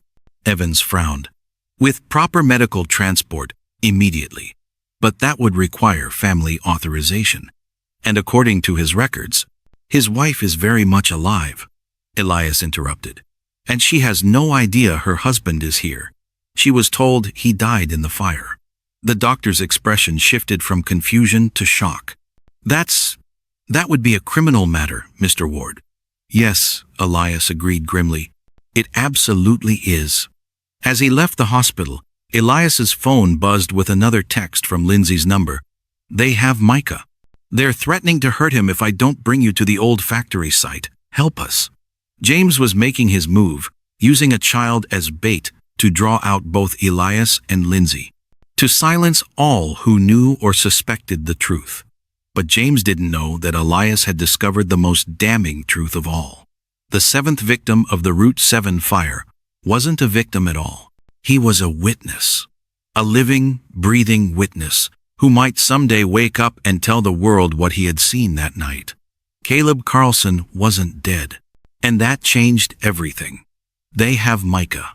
The text message burned in Elias's mind as he raced through the rain-slick streets of Millfield. A child used as bait, an innocent boy caught in a web of corporate greed and murder that had begun long before he was born. But Elias knew it was a trap. James would be waiting at the old factory, ready to eliminate both him and Lindsay, the final loose ends in a 3-year-old conspiracy. Going there directly would only guarantee their deaths. He needed another approach. In the motel room, Elias paced, mind racing through scenarios. Tom and his security team were still hours away. The police were no help to many. Were on the Ward Industries payroll, especially in a company town like Millfield. Think, he muttered. What would James expect me to do? Rush in to save the boy, of course. Act on emotion rather than strategy. That's what James was counting on. That Elias's newfound conscience would make him predictable, vulnerable. But James didn't know about Caleb, about the living witness lying in room 214 at St. Mary's Hospital. That was Elias's advantage. He sat at the small desk and pulled out a sheet of hotel stationery. His hand trembled as he wrote the words that would change Lindsay Carlson's life forever. Your husband is alive. Room 214, St. Mary's Hospital. All medical expenses covered. Go now. No signature, no explanation, just the essential truth that would turn her world upside down and potentially save her son's life. Would you want to know a truth that would shatter your reality, even if it offered hope? Or are some revelations too devastating, even when they reverse a loss you've grieved for years? Elias folded the note and slipped it into a plain envelope. Then he called a taxi, not his usual driver, who reported to the company, but a local service unlikely to recognize his name or face. Take me to Cedar Street, the apartment complex near the laundromat. In the back seat, Elias hunched down, watching for black sedans that might be following. The taxi driver, an elderly man, with roimy eyes, glanced at him in the rearview mirror. "You ain't from around here," he observed. "No. Business or pleasure?" Elias considered the question. "Atonement," he said finally. The old man nodded, as if this made perfect sense. Lot of that needed in Millfield since the plant's closed. Not much delivered, though. They drove in silence after that, through streets that grew progressively shabbier. The apartment complex where Lindsay lived was worse in daylight than it had appeared that first night, peeling paint, broken concrete, a chain-link fence listing to one side like a drunk struggling to stand. "Wait here," Elias told the driver, handing him $50. "I'll just be a minute." He approached the building cautiously, scanning for watchers. James would have men looking for him, but they'd be focused on Lindsay, on the factory site, on places he was expected to appear. Not here, not yet. Apartment 3B. Lindsay's mailbox hung slightly open, its lock broken long ago. Elias slipped the envelope inside, then retreated quickly to the taxi. "Drive around the block," he instructed. Slowly, from a distance, he could observe the building without being obvious. Now he just had to wait. Would she come? Or had James already taken her? Forced her to send that text message about Micah? Left no one to find his note? Minutes stretched painfully. Elias checked his watch repeatedly, conscious of time ticking away. If James truly had Micah, every minute mattered. The boy could be frightened, hurt, or worse. "Pull over here," he told the driver, spotting a figure hurrying toward the apartment building. Lindsay, still wearing her laundromat uniform, moving with the urgency of a mother whose child wasn't where he should be. He watched as she rushed up the steps, fumbling with keys. Her body language spoke of fear, of barely contained panic. Whatever had happened with Micah, she hadn't been the one to send that text. It had been forced, or sent after her phone was taken. Through the taxi window, Elias observed as she disappeared inside the building. 5 minutes passed. Then 10. He was about to give up, to find another approach, when the door burst open again. Lindsay stood on the top step, the open letter clutched in her hand. Even from this distance, her shock was palpable, a physical force that seemed to bend her body. She swayed, grabbing the railing for support. Then, slowly, she sank to her knees on the concrete steps. One hand pressed against her mouth, the other still gripping the letter as if it might dissolve if she loosened her hold. The sight of her grief, or was it hope, struck Elias with physical force. This was what his company had done, what he had enabled through neglect and willful ignorance. A family shattered, a woman left to believe she was a widow, a child growing up fatherless, all to protect profit margins and stock prices. Have you ever witnessed someone's world collapse and rebuild itself in a single moment? The way grief and joy can coexist in the same breath, tearing a person apart even as it offers healing? After what seemed an eternity, Lindsay rose. She wiped her face with trembling hands, folded the letter carefully, and tucked it into her pocket. Then she turned and hurried back inside the apartment. "Follow that woman when she comes out again." Elias instructed the driver, "Maintain distance. Don't let her see us." They didn't have to wait long. Lindsay emerged minutes later, wearing a different jacket, moving with purpose now rather than panic. She began walking rapidly in the direction of the hospital. The taxi followed at a discreet distance. Lindsay didn't look back, didn't check for watchers. Her attention was fixed solely forward on the impossible possibility that her husband might still be alive. "Sir," the driver said after several blocks. "That's the young widow, ain't it? From the Route 7 fire? Carlson's wife?" Elias stiffened. "You know her? Everyone in Millfield knows Lindsay Carlson. Strongest woman in town. Been raising that boy alone since the fire. Working 2 jobs. Never taking handouts." The old man's eyes met Elias's in the mirror. "What business you got with her?" The question carried weight beyond its simple words. It was a judgment from Millfield itself, a town that had suffered at the hands of men like Elias, of companies that extracted wealth and left poverty in their wake. I'm trying to help her, Elias said quietly. The driver snorted. Bit late for that, ain't it? Yes, Elias thought. 3 years too late. But perhaps not too late for some measure of justice. Some fragment of restitution. Lindsay turned onto the street leading to St. Mary's Hospital. Her pace quickened, moving now with the barely restrained urgency of someone whose entire life hung on what they would find at the end of their journey. Stop here, Elias instructed when they were still a block from the hospital. I'll walk from here. He paid the driver and stepped out into the gray afternoon. Rain threatened again, dark clouds gathering on the horizon like omens. From a distance, he watched Lindsay enter the hospital. Her shoulders were set with determination, but her hands, even from this distance, he could see them trembling at her sides. What would happen when she saw Caleb, when she stood beside the bed of a husband she had buried in her heart 3 years ago? Would she collapse with grief at his condition, or surge with hope at the miracle of his survival? Would she curse Elias's company for the deception, or thank the anonymous note writer for revealing the truth? Elias waited 30 minutes before following her into the hospital. He needed to know she had found Caleb, needed to see with his own eyes that this one small piece of justice had been delivered. But as he approached the entrance, his phone rang. Tom's number. I'm at the motel. Where are you? St. Mary's Hospital. I left Lindsay a note about Caleb. She's here now, seeing him for the first time. A pause. Then, Elias, get out of there now. James's men were at the motel looking for you. They tossed your room. And there's something else, the boy, Micah. He's been found.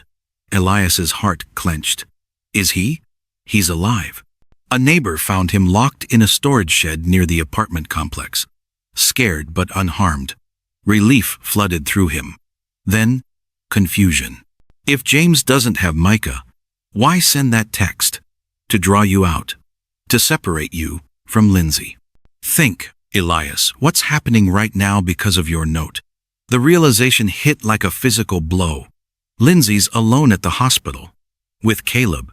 The only living witness to what really happened that night. Exactly. And if James knows you found Caleb. Elias was already running, pushing through the hospital doors, racing toward the elevator. Room 214. 4th floor.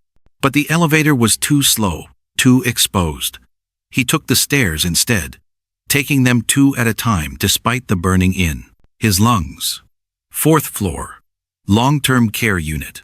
The hallway stretched before him, eerily quiet, except for the distant beeping of machines monitoring lives suspended between existence and oblivion.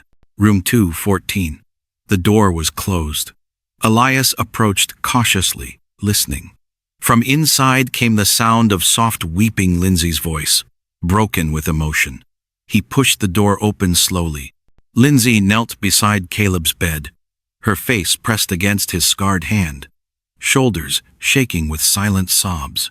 She looked up as Elias entered, her eyes red-rimmed, but burning with a complex mixture of emotions: grief, hope, confusion, rage. You? She whispered, recognizing him immediately despite not having signed the note. You knew. All this time, you knew. No, he said quickly. I just found out today. I swear it. She studied his face, searching for lies. 3 years, she said, her voice breaking. 3 years I thought he was dead. 3 years Micah has grown up without his father, while he was here all along. The accusation struck Elias like a physical blow, though he knew he deserved far worse. I'm sorry. More than I can ever express. But Lindsay, we need to leave. Right now. Micah is safe, a neighbor found him. But you and Caleb aren't. James knows I've discovered the truth. Understanding dawned in her eyes. This was never about workers' negligence or faulty wiring, was it? The fire was deliberate. Murder. Yes, Elias confirmed. And James can't afford to let Caleb wake up and tell what he saw that night. We need to move him to a secure facility before. The door opened behind him. Lindsay's eyes widened in alarm. Elias turned to find himself facing two men in hospital scrubs, but their hard eyes and the subtle bulges under their uniforms told a different story. James's men, Mr. Ward, one said with false politeness, and Mrs. Carlson. What a touching reunion. But I'm afraid we need to prepare Mr. Carlson for transfer to another facility. On whose authority? Elias demanded, stepping between them and the bed. The man smiled coldly. Why, yours, Mr. Ward. Or at least your signature on the transfer papers. James was kind enough to provide it. Forgery. Of course. James had been preparing for this contingency for 3 years, ever since he'd hidden Caleb away, separating him from his family and erasing his existence from official records. Lindsay, Elias said quietly, not taking his eyes off the men, get behind me. She moved slowly, positioning herself between the intruders and her husband's bed. Her face showed no fear now, only fierce determination. The mother protecting her family, the wife defending her husband.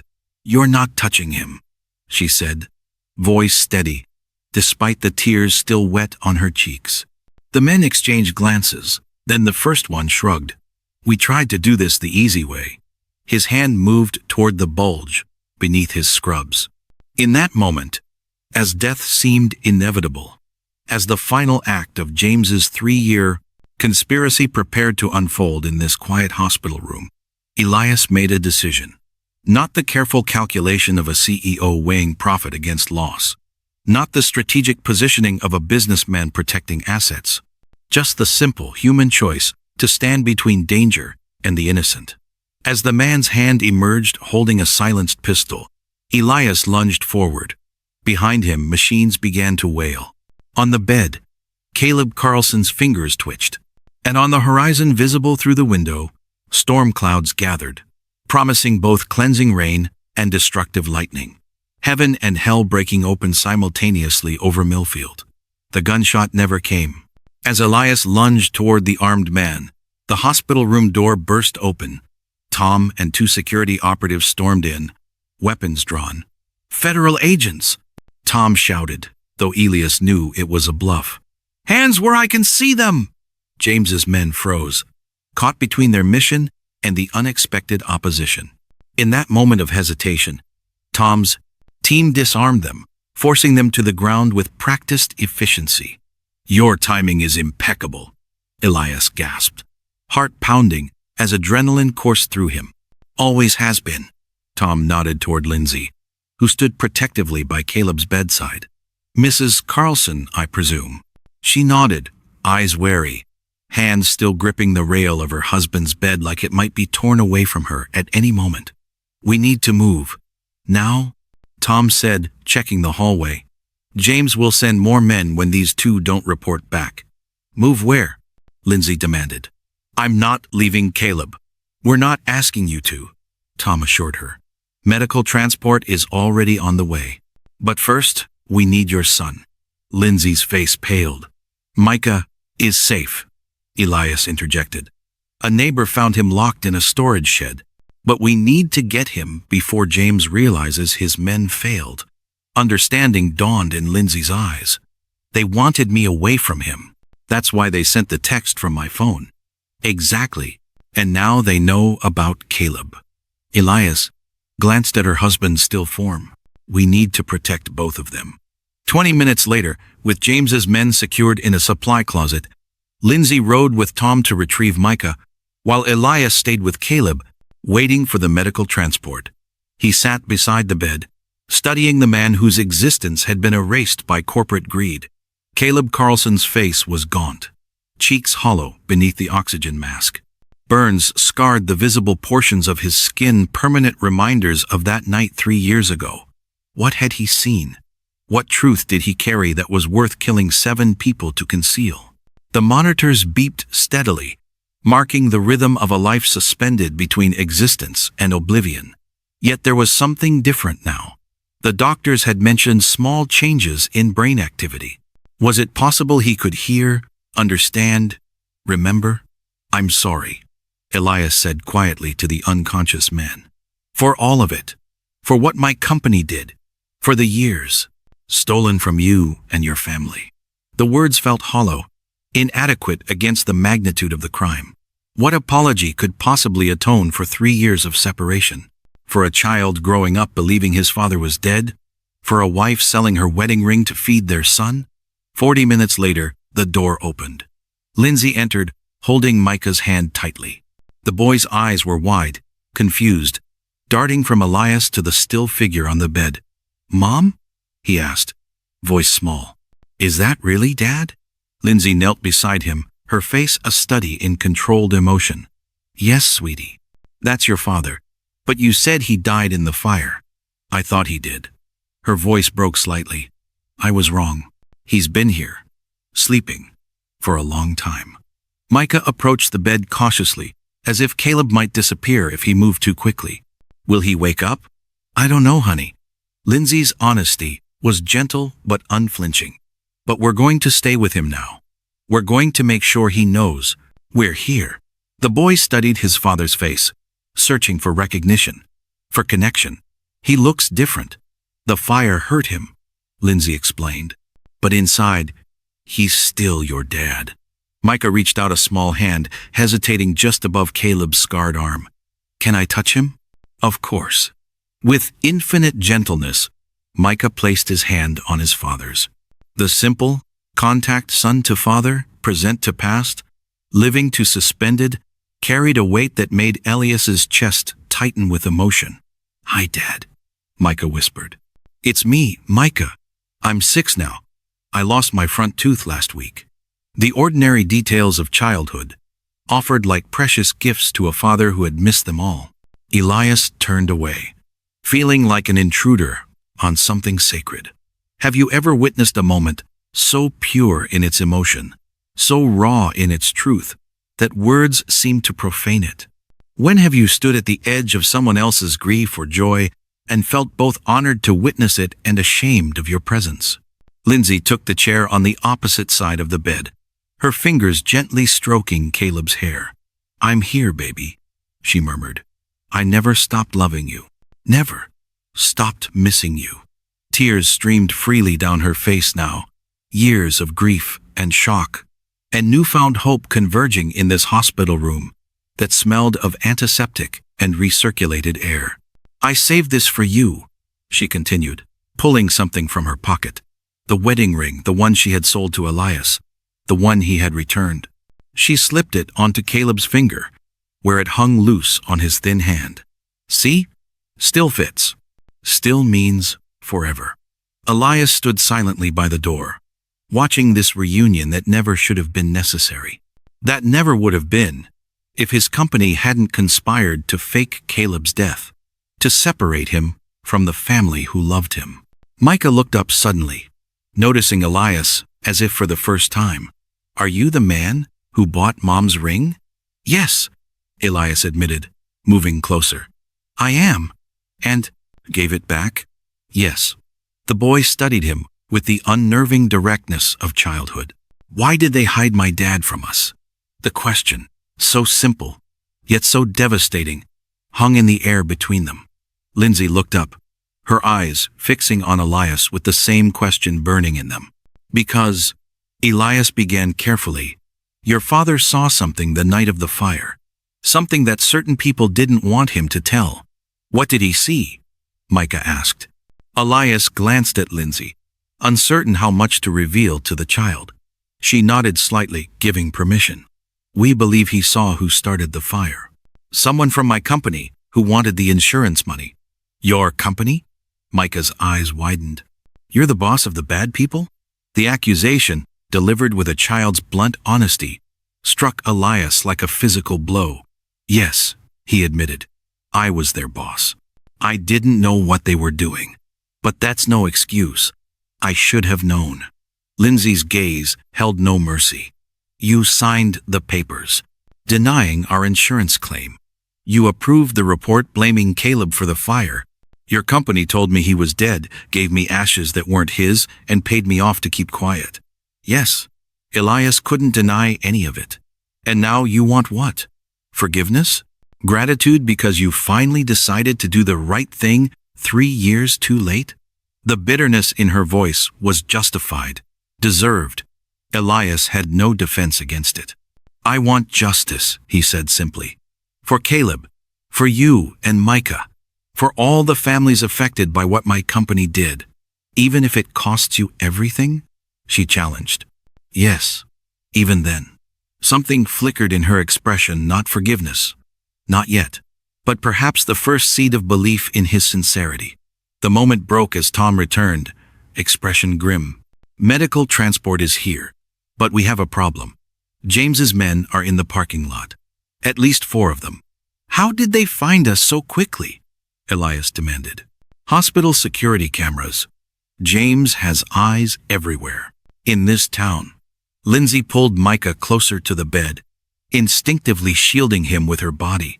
"What do we do?" "We split up," Tom decided. "My team will create a diversion.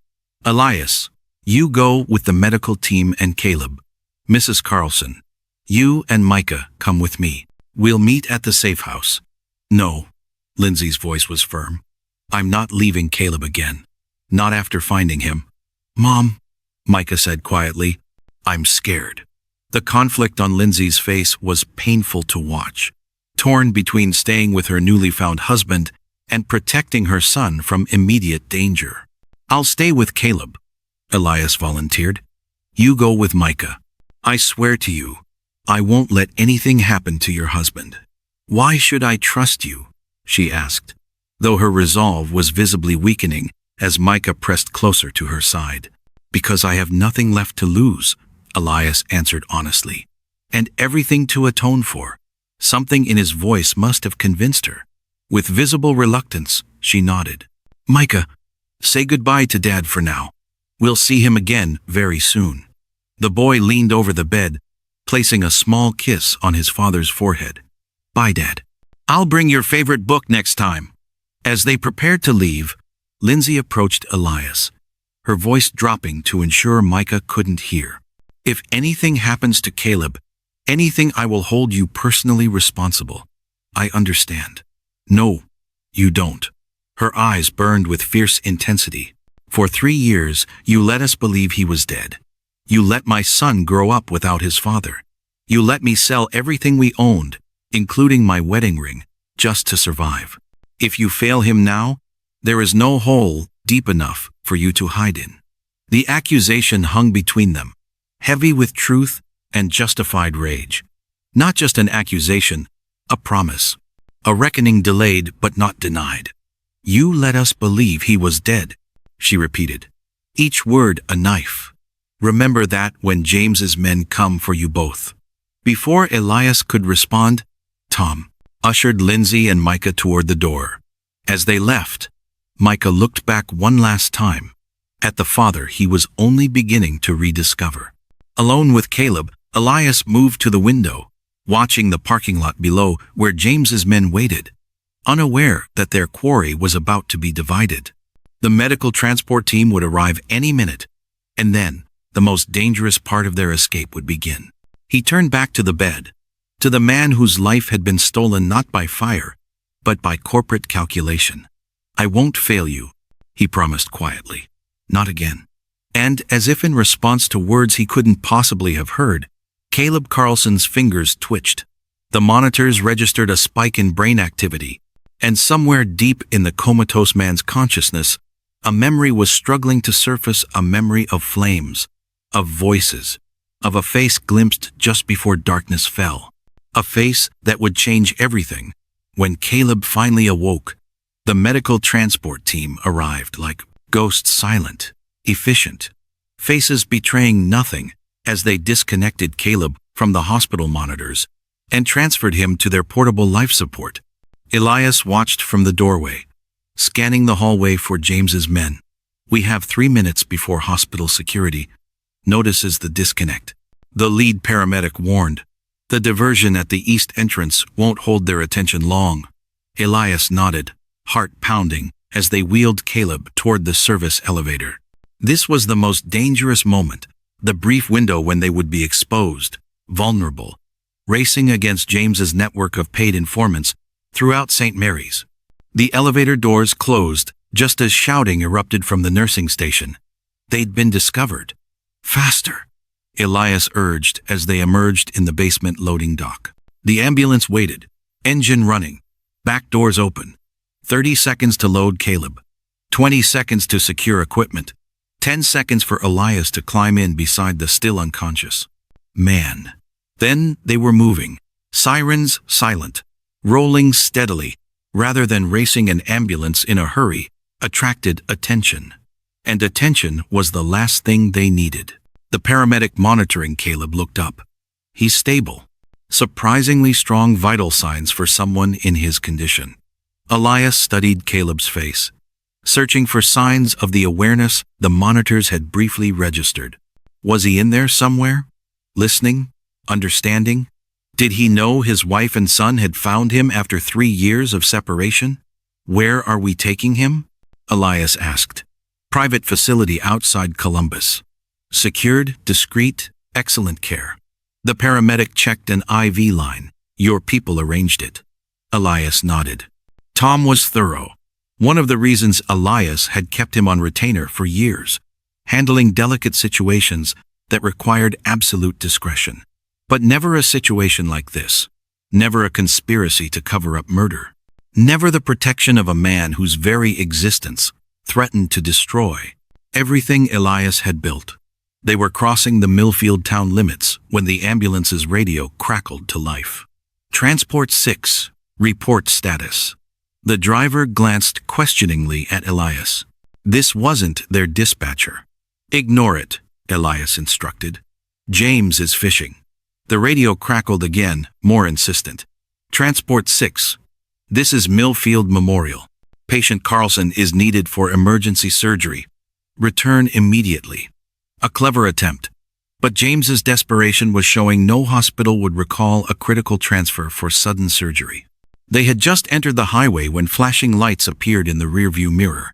Not an ambulance, not police. A black SUV with emergency lights mounted on the dashboard. Company security, Elias said grimly. James's private army. The driver accelerated, but the SUV gained on them. The ambulance wasn't built for speed or evasion. Elias's phone rang. Tom, we have Lindsay and Micah. Safe house, secure. What's your status? James's security team found us. In pursuit. Elias kept his voice calm, despite the fear coursing through him. How far to the backup rendezvous? 20 miles. There's a police checkpoint 5 miles ahead on your route. State troopers, not local. James can't have bought them all, if you can make it there. The call cut off as the SUV rammed them from behind. The ambulance lurched, medical equipment rattling. The paramedic threw himself over Caleb's body, protecting his patient as they swerved. Hit the lights and siren, Elias shouted to the driver. We need to attract attention. The wail of the siren split the air as they raced toward the checkpoint, the SUV still in pursuit. 4 miles. 3. 2. Elias glimpsed the flashing lights of state police cruisers ahead when the SUV pulled alongside them. The window rolled down, revealing a man aiming something at their tires. A spike strip unfurled on the road ahead of them. The driver swerved, nearly rolling the ambulance as they skidded. Onto the shoulder. Stay with the patient, the paramedic ordered Elias as the ambulance shuddered to a stop. He and the driver leapt out, racing toward the approaching state troopers, waving frantically. Alone with Caleb, Elias positioned himself between the door and the stretcher. If James's men reached them before the police, he would be the only thing standing between Caleb and those who wanted him silenced permanently. I won't let them hurt you, he promised the unconscious man. Not again. The rear doors burst open. Not James's men, state troopers, weapons drawn. Hands where I can see them. Elias complied immediately. This man needs protection, he explained. Corporate security is trying to abduct him. The trooper's expression remained skeptical until a voice called from outside. Let him through. That's Elias Ward. Tom appeared at the door, badge in hand. Not his FBI credentials. Those were long expired. But something official enough to have impressed the state. Police, we need to move now. Tom said tersely. James called in favors with the governor's office. These troopers won't be able to hold his men for long. Within minutes, they had transferred Caleb to another ambulance. Tom rode with him, while Elias followed in a state police cruiser, lights flashing as they sped toward the safe house. The location was remote, a farmhouse set back from the road, surrounded by fields that would make it impossible to approach unseen. As they pulled into the long driveway, Elias spotted security personnel positioned discreetly around the perimeter. Inside, the farmhouse had been converted into a medical facility. One room contained hospital equipment centered around a bed where Caleb was already being settled. In another room, Lindsay sat beside Micah, who had fallen asleep on a couch, exhaustion finally overcoming fear and confusion. She looked up as Elias entered, her face a battlefield of conflicting emotions. Relief that Caleb had arrived safely, lingering anger at the deception that had stolen 3 years from them, uncertainty about the future that stretched before them. "He's secure," Elias said quietly, not wanting to wake Micah. "The best specialists are on their way," Lindsay nodded, then stood and gestured toward the kitchen. "We need to talk." The kitchen was warm, homey at odds with the armed security outside and the medical equipment in the next room. Lindsay poured herself coffee from a pot on the stove, not offering any to Elias. "Explain to me," she said, voice controlled but vibrating with suppressed emotion, "how my husband ended up in a hospital for 3 years while I was told he was dead." Elias had rehearsed this moment, prepared explanations, justifications. They all evaporated under her steady gaze. "The fire was set deliberately," he began, "for the insurance money. The plant was failing had been for years. James, my VP, calculated that a catastrophic accident would be more profitable than a timed NE52 shutdown. And Caleb saw something. We believe so.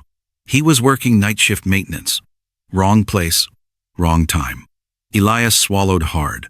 When he survived barely, James couldn't risk him waking up and identifying whoever set the fire. So they erased him. The simplicity of her statement belied its horror. Declared him dead. Gave me ashes that weren't his. Paid me a settlement to close the case. Yes. And you? What role did you play in this? The question that had been building since the moment she recognized his handwriting on the anonymous note. Have you ever faced a moment of complete moral reckoning? When someone asks you directly about your worst failure, and no amount of corporate speak or careful wording can shield you from the naked truth? "I signed the papers," Elias admitted, the words like ashes in his mouth. "The settlement, the death certificate, the denial of additional insurance claims. I approved the report blaming the workers for the fire. Without reading it? Without questioning it?" Her voice rose slightly before she controlled it, glancing toward the room where Micah slept. "I read the executive summary, not the details. It sounded pathetic, even to his own ears. I trusted my team to handle it, to do the right thing, while you collected the insurance money." "Yes." Lindsay set her coffee cup down with careful precision. "Do you know what the last 3 years have been like for us? For Micah? For me?" Elias remained silent. No answer would be adequate. "I lost our house, our car. I sold our furniture piece by piece. I worked 3 jobs until I collapsed from exhaustion and couldn't afford the hospital bill." Her voice remained steady, but tears gathered in her eyes. "Micah wore the same shoes for 2 years because I couldn't afford new ones. He stopped asking for birthday presents because he saw how it hurt me to say no." Each word was a lash, cutting through the comfortable distance Elias had maintained from the consequences of his decisions. "And all that time, my husband was alive. All that time, I could have been with him, talking to him, holding his hand. Micah could have known his father." A tear slipped down her cheek. "Do you have any idea what that knowledge does to a person? To learn that their suffering was not fate but choice? Not tragedy but calculation?" "I'm sorry," Elias said, knowing the inadequacy of the words even as he spoke them. "More than I can express. Sorry doesn't feed a child." she said bitterly. Sorry doesn't bring back 3 years. Sorry doesn't erase the nights I cried myself to sleep, believing the man I loved was gone forever. What could you possibly say to someone whose life you've destroyed through negligence and indifference? Is there any apology sufficient to atone for years of unnecessary suffering? You're right, Elias acknowledged. Nothing I say can undo what happened. But I swear to you, I will spend the rest of my life making sure James and everyone involved pays for what they did, and making sure you, Micah, and Caleb have everything you need. Lindsay's laugh was harsh, devoid of humor. Throw money at it. The billionaire's solution to everything. Not just money, Elias insisted. Justice. Truth. I'll testify against my own company. I'll make sure everyone knows what happened at Route 7. At the cost of your empire? Your reputation? Your freedom? She studied him skeptically. You'd sacrifice everything you've built? The question hung between them, a test of his sincerity, his commitment to atonement rather than mere guilt assuaging. Yes, Elias said simply. For a long moment, Lindsay just looked at him, searching for deception, for the corporate calculation that had defined his career. Finding none, she nodded slightly. We'll see. From the medical room came a sudden commotion, raised voices, the beeping of monitors. Lindsay was already moving, Elias close behind. The doctor who had arrived with the second ambulance stood beside Caleb's bed, studying the monitors with intense focus. Brain activity is increasing, he reported as they entered. He's responding to stimuli. Is he waking up? Lindsay asked, hope breaking through her composure for the first time. Not exactly. But something's happening. The doctor shone a light in Caleb's eyes, checking pupil response. Talk to him. He might be able to hear you. Lindsay moved to the bedside, taking Caleb's hand in hers. Baby, it's me. It's Lindsay. I'm here. Micah's here too, sleeping in the next room. We found you. Her voice broke. We finally found you. Caleb's fingers twitched in hers, not the random movement of a coma patient, but a deliberate response. The monitors showed another spike in brain activity. That's it, the doctor encouraged. Keep talking to him. Caleb, if you can hear me, squeeze my hand again, Lindsay urged, tears flowing freely now. Just once, baby. Just show me you're in there. The room held its props. Collective breath. 1 second. 2. 3. Then, slowly but unmistakably, Caleb's fingers closed around Lindsay's. Oh my God, she whispered. Oh my God. The doctor moved quickly, checking vitals, assessing responses. This is remarkable. After 3 years, he looked at Elias. We need to get him to the specialty hospital immediately. This level of response suggests he could regain consciousness. And with consciousness would come memory. With memory would come testimony that could send James to prison and potentially implicate Elias himself in the cover-up. Make it happen, Elias instructed, pushing aside his own concerns. This was about justice now, not self-preservation. As the medical team prepared Caleb for another transfer, Elias stepped back, giving Lindsay space with her husband. The intimacy of their reunion, her whispered words, her gentle touches to his face, made him feel like an intruder, a voyeur to a love that had somehow survived separation, deception, and despair. He turned to leave, to give them privacy, when Lindsay's voice stopped him. Elias. He paused at the doorway. Yes? Your guilt doesn't give you the right to witness this. Her voice was neither harsh nor kind, simply matter of fact. Your presence doesn't erase what you did. The truth of her words struck deeper than anger could have. His motivation for helping them now was, it truly atonement, or just another form of self-interest, a way to ease his conscience rather than truly make amends? You're right, he acknowledged. I'll wait outside. As he stepped into the hallway, closing the door behind him, Elias understood something fundamental had shifted. This wasn't his story. It never had been. He was not the hero coming to rescue the victims of corporate greed.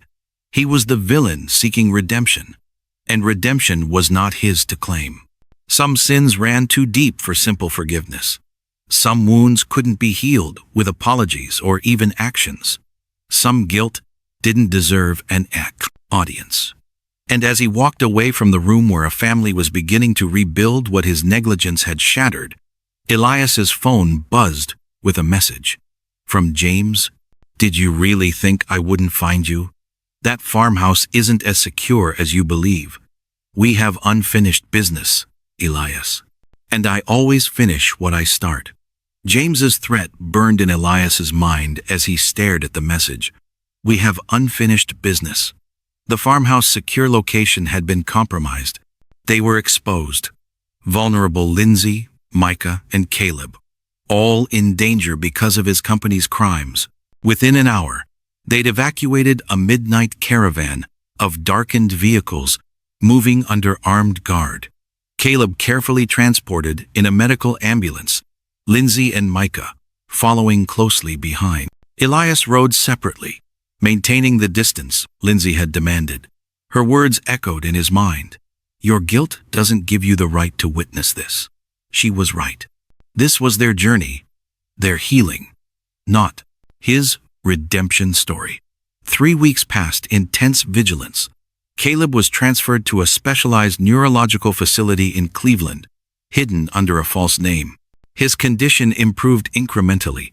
Small movements, responsiveness to voices, especially Lindsay's and Micah's. Not consciousness, but something approaching it, like a man swimming slowly up from the depths. Elias kept his distance physically, but worked tirelessly behind the scenes. He assembled a legal team, not Ward Industries lawyers, but independent prosecutors, former FBI agents, forensic accountants. They built the case methodically, gathering evidence of the Route 7 conspiracy, the insurance fraud, the deliberate arson, the multiple murders disguised as an industrial accident. James, meanwhile, had consolidated his power at Ward Industries. The board had accepted his story that Elias had suffered a mental breakdown, granting him temporary control of the company. Temporary. That was the fiction they maintained as James systematically erased evidence and silenced potential witnesses. But he was too late. Elias had already secured the most crucial evidence, and the most important witness, Caleb Carlson himself. On the 23rd day after Caleb's rescue, Elias sat alone in a hotel room in Cleveland, reviewing the case they'd built. His phone rang. Tom. It's happening, Tom said without preamble. Federal agents are executing search warrants at Ward Industries headquarters right now. James is being brought in for questioning. Relief washed through Elias. Any resistance? None. He thought he was untouchable. Didn't expect the feds to move so quickly. What about the other executives involved? Picking them up as we speak. The dominoes are falling, Elias. It should have felt like victory. Instead, it felt like the first step on a very long road. And Lindsay? Caleb? A pause. She agreed to let me give you an update. Caleb opened his eyes yesterday. Just for a few seconds. But the doctors say it's significant progress. Elias closed his eyes, absorbing the news. Does he recognize them? Too soon to tell. But Lindsay is hopeful. When the call ended, Elias stood at the hotel window, looking out over Cleveland's skyline. His empire was crumbling, stock prices plummeting as news of the federal investigation broke. The board in chaos. His reputation in tatters. Everything he'd spent decades building was disintegrating in a matter of weeks. And yet, he felt lighter than he had in years. The next morning brought a summons from the federal prosecutor leading the case. In a stark government office, Elias gave his formal statement, a detailed confession of his negligence, his failure to properly oversee operations, his unwitting complicity in the cover-up. You understand, the prosecutor said when he'd finished, that you could face charges yourself? Obstruction of justice, at minimum. I understand, Elias replied. I accept whatever consequences are appropriate. Have you ever found freedom in accepting responsibility? That moment when the burden of denial lifts, and though the path forward is difficult, it's finally honest? Days turned to weeks, weeks to months. The legal machinery ground forward with deliberate slowness. James and 3 other executives were indicted on multiple charges: arson, fraud, 7 counts of murder. The evidence was overwhelming, including documents Elias had salvaged from the company's servers before James could destroy them. Ward Industries itself faced massive financial penalties, class action lawsuits from families of victims, regulatory investigations into years of questionable practices. The stock price collapsed. The board, desperate to salvage something from the wreckage, approached Elias about returning. He refused. Instead, he established a trust fund for the victims' families, not from company money, but from his personal fortune. He sold his penthouse, his vacation homes, his art collection, his fleet of luxury cars. He kept only enough to live modestly and fund his new mission. 4 months after Caleb's rescue, Elias received another call from Tom. "Lindsay asked me to contact you. Caleb is speaking." Elias's heart raced. What has he said? Does he remember the fire? Some fragments, enough to corroborate the case against James. But that's not why she called. Tom paused. "She wants you to come to the hospital." The request stunned him. After months of maintaining the distance Lindsay had demanded, after respecting her wish that his guilt not intrude on their healing, she was inviting him into their space. Did she say why? No, just that it's important. The specialized care facility where Caleb continued his recovery was warm, comfortable, more like an upscale rehabilitation center than a hospital. Elias followed a nurse down sunlit corridors to a private room where Lindsay waited outside the door. She looked different, still thin, still carrying the weight of years of struggle, but there was a lightness to her that hadn't been there before. Hope had returned to her eyes. "Thank you for coming," she said, her tone neutral but not hostile. "I was surprised you wanted to see me. Caleb asked for you." The simple statement hung in the air between them. He remembers fragments of the night, names, faces. She held his gaze steadily. "Including yours." Elias felt his blood go cold. "But I wasn't there. I was in New York when the fire happened." He knows that. "But he says you visited the plant the week before, that you spoke with him directly about safety concerns." The memory surfaced slowly. A routine tour, one of dozens Elias conducted each year. A maintenance worker approaching him with a clipboard, pointing out issues with the sprinkler system, the emergency exits, the chemical storage. Elias had nodded, promised to look into it, then promptly forgotten as soon as he boarded his private jet back to headquarters. "I remember," he said quietly. "I didn't connect it until now." "He tried to warn you," Lindsay said, "and you brushed him off." The accusation stung because it was true. He had been presented with the very information that might have prevented the fire, the deaths, the years of separation and suffering, and he had dismissed it as a minor operational detail beneath his notice. "I'm sorry," he said, the words still inadequate, but all he had to offer. Lindsay studied him for a long moment. "He wants to tell you himself, but I need to know first. What have you done for the other families? The ones who really did lose loved ones in the fire?" "Everything I could," Elias answered honestly. "New settlements, 10 times what they originally received. Funds for the children's education, medical care for those injured, and the truth about what really happened, about who was responsible." She nodded slightly. "That's what I told him you'd say. When have you been judged not by your worst mistake, but by how you responded to it? By your attempt to rebuild what was broken, even knowing it could never be fully restored?" Lindsay pushed open the door, revealing a sunlit room where Caleb sat propped up in bed. Micah was beside him, showing him something in a book. They looked up as Elias entered, the boy wary, the father curious. Caleb was dramatically changed from the comatose figure in the hospital bed. Though still thin, with visible scars from his burns, his eyes were alert, aware. There was life in him again, a presence that had been absent during those suspended years. "Mr. Ward," he said, voice raspy from years of disuse and the damage from smoke inhalation, "you found me." Your wife found you, Elias corrected gently. I just helped bring you home. Caleb's hand reached for Lindsay's, fingers intertwining with practiced familiarity, as if they had never been separated. She told me what you've done, since you learned the truth. It doesn't erase what happened, Elias said. Nothing could. No, Caleb agreed, but it matters that you tried. His gaze was direct, penetrating. I remember talking to you about the safety issues, the week before the fire. Shame burned through Elias. I should have listened. Yes, Caleb said simply. You should have. The absence of forgiveness, of easy absolution, was its own kind of honesty. Caleb wasn't offering Elias redemption, that just acknowledgement of his efforts to make amends. I need to ask you something, Caleb continued. The Route 7 plant, what happens to it now? The question surprised Elias. It's been abandoned since the fire.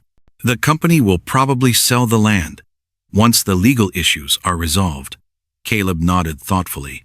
I have an idea for what it could become. Over the next hour, as afternoon sunlight streamed through the windows, Caleb outlined his vision. Not just compensation for victims, but rehabilitation for the entire community. Reopening the plant not for the same manufacturing, but as a training center, teaching modern technical skills to Millfield's unemployed workers. Creating jobs, dignity, purpose. It would require investment, Caleb acknowledged. Substantial investment. I have resources, Elias said. What remains of my personal fortune? It's yours to direct. Lindsay watched this exchange with guarded hope. Not trust. Not yet. But perhaps the beginning of something beyond anger and guilt is a partnership in repair, in rebuilding. As months passed, Caleb grew stronger. He worked with therapists, gradually regaining his speech, his mobility, his independence.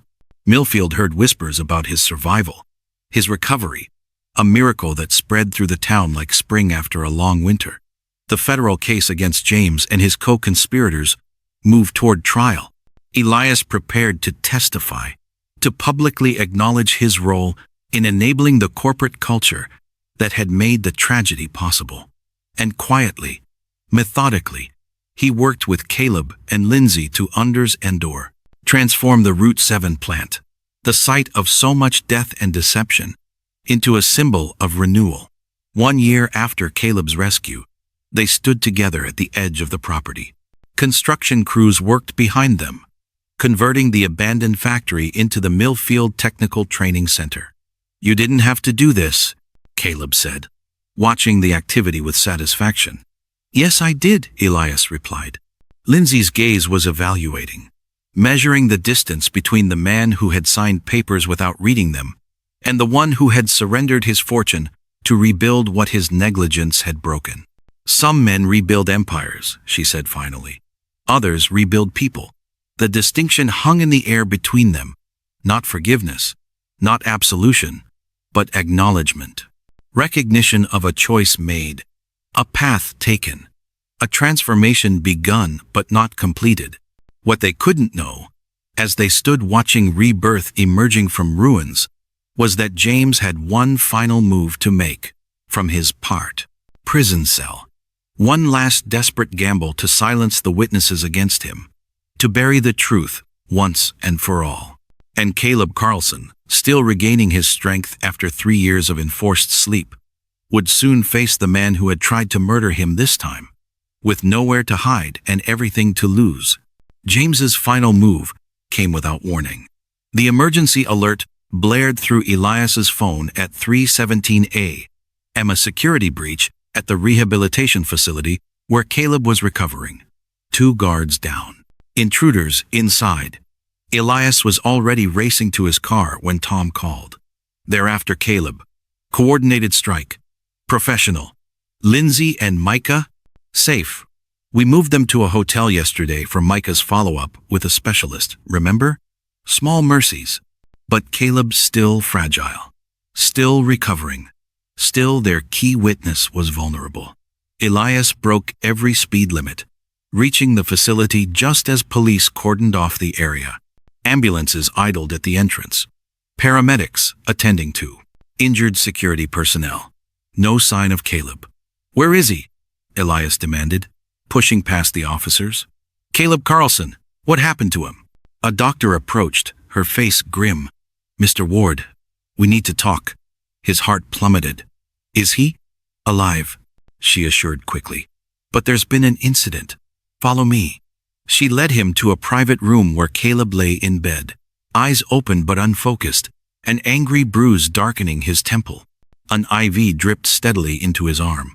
They administered something before we could stop them, the doctor explained. A powerful sedative. We're countering it, but combined with his brain injury. She hesitated. We don't know the long-term impact. Elias stared at Caleb's blank expression, the awareness that had been slowly returning, now seemingly erased. All their progress, all those small, hard-won victories of recovery, potentially undone in a single brutal act. Will he recover? The question felt raw in his throat. It's too soon to tell. Brain injuries are unpredictable. The sedative itself wouldn't typically cause permanent damage. But for someone in his condition, the doctor's pager beeped. Excuse me. His wife is on the phone. Alone with Caleb, Elias approached the bed cautiously. Caleb, can you hear me? No response. Not even a flicker of recognition in those vacant eyes. Security footage later revealed the terrible efficiency of the attack. 3 men in hospital scrubs, moving with military precision. They had disabled the alarms, neutralized the guards, and located Caleb's room within minutes. Professional hitmen, not common criminals. James's final desperate attempt to silence the only witness who could definitively place him at the scene of the fire. By morning, Lindsay arrived, Micah in tow. Her face was a mask of controlled fury as she took in Caleb's condition. This is your fault, she told Elias, voice low so Micah couldn't hear as he sat beside his father. You promised he would be safe. I know, Elias acknowledged. No excuses. No defense. They tried to take him back to that darkness. Her voice broke slightly. After everything he fought through to return to us. For 3 days, Caleb remained unresponsive. The specialist said only time would tell if the damage was temporary or permanent. Lindsay barely left his side, talking to him constantly, playing his favorite music, reading aloud from books he had loved.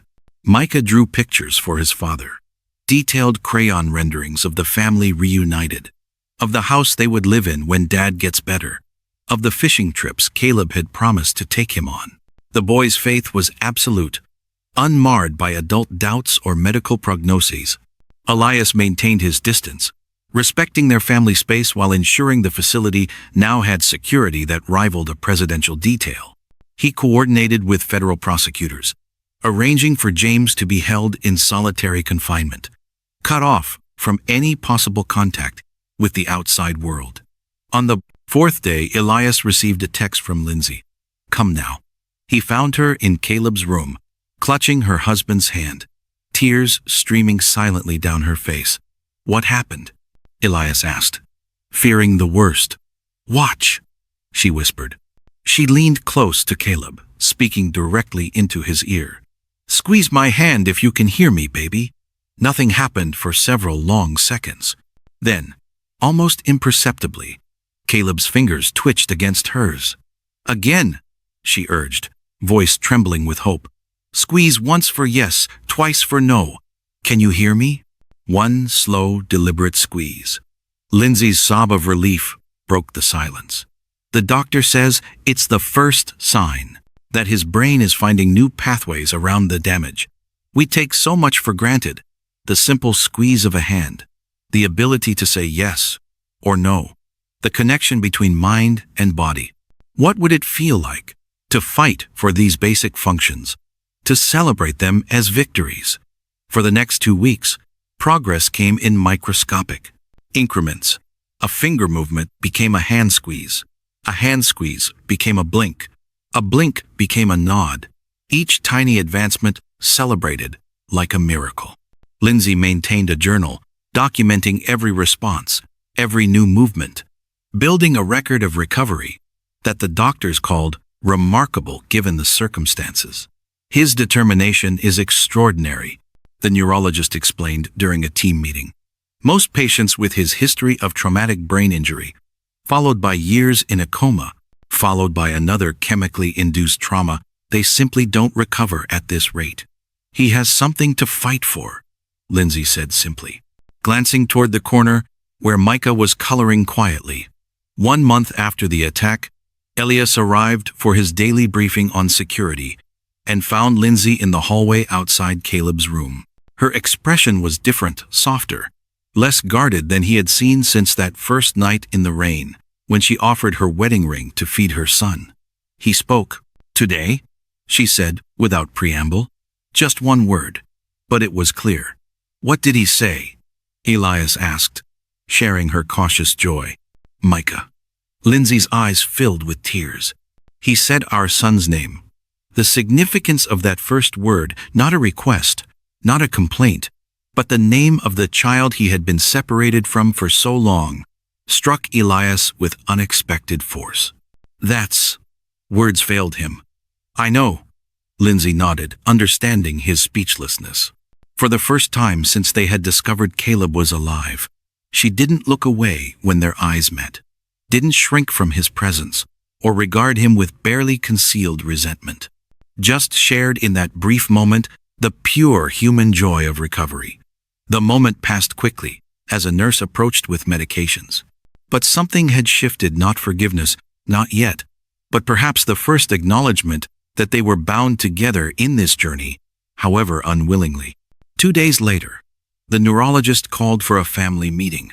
Lindsay insisted Elias attend, though neither of them explained his presence to the confused medical team.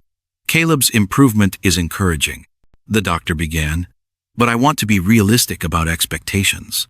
The path ahead is still very long." "How long?" Lindsay asked. "Years, potentially. While his cognitive functions are showing remarkable resilience, his motor skills will require extensive rehabilitation, speech therapy, physical therapy, occupational therapy." The doctor's expression was gentle but firm. "Recovery isn't linear. There will be plateaus, possibly setbacks. But he will recover?" Lindsay pressed. "To some degree, yes. But I need you to understand that recovery may not mean returning to exactly who he was before the fire." The doctor glanced at his notes.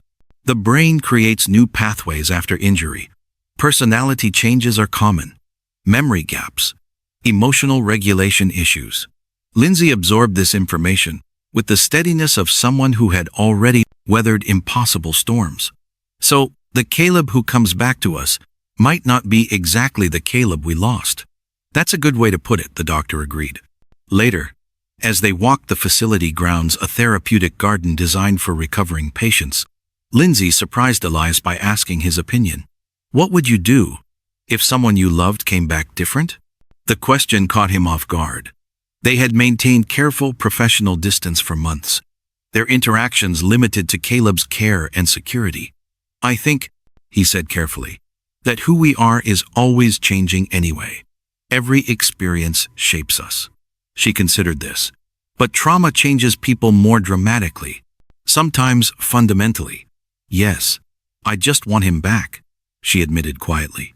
"However he is, whatever it takes. You'll have the best care. Whatever specialists, whatever therapies." "It's not about the money," she interrupted. "It's about the work, the daily, grinding, invisible work of rebuilding someone piece by piece. Therapy sessions, exercises, frustration, setbacks." She looked at him directly. "Are you prepared for that? For the long haul? Or is this just about easing your guilt until you've done enough?" The challenge was fair. Rich men like him were used to throwing money at problems, expecting immediate results, moving on when the initial interest faded. Are you in someone's life for the dramatic rescues, or for the long, unglamorous work of healing? For the moment of crisis, or for the years of rebuilding that follow? "I'm here for as long as it takes," Elias said simply. "Not for redemption, for justice, for making right what went wrong, However partially that's possible. Lindsay studied him, searching for insincerity and finding none. Finally, she nodded. Caleb wants to testify against James. The doctors say it's too soon, that the stress could set back his recovery. What do you think? I think my husband has been fighting to come back to us for a reason. And part of that reason is to tell the truth about what happened that night. Her gaze was steady, resolved. He needs to face the man who tried to kill him, who separated us for 3 years, who almost destroyed our family. It's risky, Elias cautioned. James is desperate. He's already proven he'll stop at nothing, which is why we need your help. For the first time, Lindsay was asking, not just accepting his assistance, not your money, your testimony, your presence, your willingness to stand with us publicly. The request represented a fundamental shift in their relationship, from reluctant benefactor and resentful recipient to something approaching allies. Whatever you need, Elias promised. 2 days later, Caleb spoke again, a complete sentence this time. I remember his face. 4 words that would change everything. 4 words that made James's conviction virtually certain, if they could get Caleb stable enough to testify. But as federal prosecutors prepared for the most significant corporate criminal case in decades, Elias received another late-night call. This one from the prison warden. Mr. Ward, there's been an incident. James Harrington was found in his cell an hour ago. Is he alive? The warden hesitated. Yes, but he's critical. Apparent suicide attempt. Before the guards reached him, he managed to write a name in his own blood on the cell wall. Elias felt cold dread spreading through him. Whose name? Not a who. A what? Route 7. And below it, a date. Tomorrow. The implication struck Elias like physical blow. Even from his prison cell, even in his final desperate act, James was reaching out to silence the truth. Something was planned for tomorrow. Something at the abandoned factory site where it had all begun. Something that would ensure that even if James died, his secrets would die with him. And suddenly, Elias understood that redemption wasn't a gift to be granted, or a state to be achieved. It was work dangerous, unending, sometimes bloody work. A daily choice to face the consequences of your actions, to keep fighting for truth even when the cost became unbearable. Because tomorrow, Route 7 would become a battlefield once again. And this time, there would be nowhere to hide from the flames. The dawn broke over Millfield with an eerie, blood-red glow. Route 7. Tomorrow. James's cryptic message, written in his own blood, haunted Elias as he raced against time. Federal agents swept the abandoned factory grounds, bomb-sniffing dogs circling the perimeter, SWAT teams positioned at strategic points. Whatever James had planned, they would be ready. Or so they thought. As morning became afternoon with no incident, tension mounted. Had they misinterpreted? Was it a diversion from something else? Elias remained at the rehabilitation facility with Lindsay and Micah, unwilling to leave them vulnerable while attention focused on the empty factory. Any news? Lindsay asked, her face tight with worry, as she returned from Caleb's therapy session. Nothing yet, Elias replied, checking his phone for updates from Tom. Security's been doubled here, just in case. Micah sat at his father's bedside, reading aloud from a picture book, his small voice steady and determined. Caleb's eyes followed the colorful pages, his fingers occasionally twitching as if trying to turn them himself. The doctor says he's making remarkable progress, Lindsay whispered, watching them together. This morning he followed 3-step commands. Squeeze my hand. Look at the door. Blink twice. Before Elias could respond, his phone buzzed with a text from Tom. False alarm at factory. Nothing found. Security sweep complete. Relief washed through him, followed immediately by suspicion. James wasn't one for empty threats or meaningless gestures. If Route 7 wasn't the target, what was? The answer came with horrifying clarity as the facility's lights suddenly went out, emergency generators failing to engage. The building plunged into darkness, broken only by the dim glow of battery-powered emergency lights. Security breach. A guard's voice echoed down the hallway. All personnel implement lockdown protocol. Elias moved instinctively, pushing Lindsay toward Caleb's bed. Get down! Both of you, get down! What's happening? Micah's voice trembled as Lindsay pulled him close. Just stay quiet, honey, she soothed, though her own eyes were wide with fear. The rehabilitation facility. That was James's target all along. Not the abandoned factory, but the place where the living witness was slowly regaining his voice, his memories, his ability to testify. Footsteps pounded down the hallway. Elias positioned himself between the door and Caleb's bed, prepared to be the last line of defense for this family that had already suffered too much because of his company's greed. The door burst open. Not intruders, Tom, flanked by 2 security operatives. We need to move, he ordered. Now. They've taken out the generator and the backup systems. Fire suppression is down. Communications jammed. Fire? Elias's blood went cold at the symmetry. Another fire, 3 years later, targeting the same man. Not yet, Tom said grimly, but we intercepted communications. That's the plan. Lindsay was already moving, gathering Caleb's essential medications, while the security team prepared to transport him. How many exits are compromised? All of them, Tom answered. But we've got a medical helicopter inbound to the roof. 4 minutes out. Elias helped disconnect non-essential monitoring equipment as the security team transferred Caleb to a gurney designed for rapid evacuation. Despite the chaos, Caleb remained calm, his eyes following the movement around him with surprising clarity. Dad, are you scared? Micah asked, small hand clutching his father's. To everyone's shock, Caleb's lips moved, forming words with visible effort. Not with you. Here. The simple sentence, the longest he placed, had spoken since awakening, hung in the air like a miracle amid the crisis. Lindsay's eyes filled with tears as she bent to kiss her husband's forehead. We're all going together, she promised, just like always. Have you ever witnessed courage that transcends physical strength?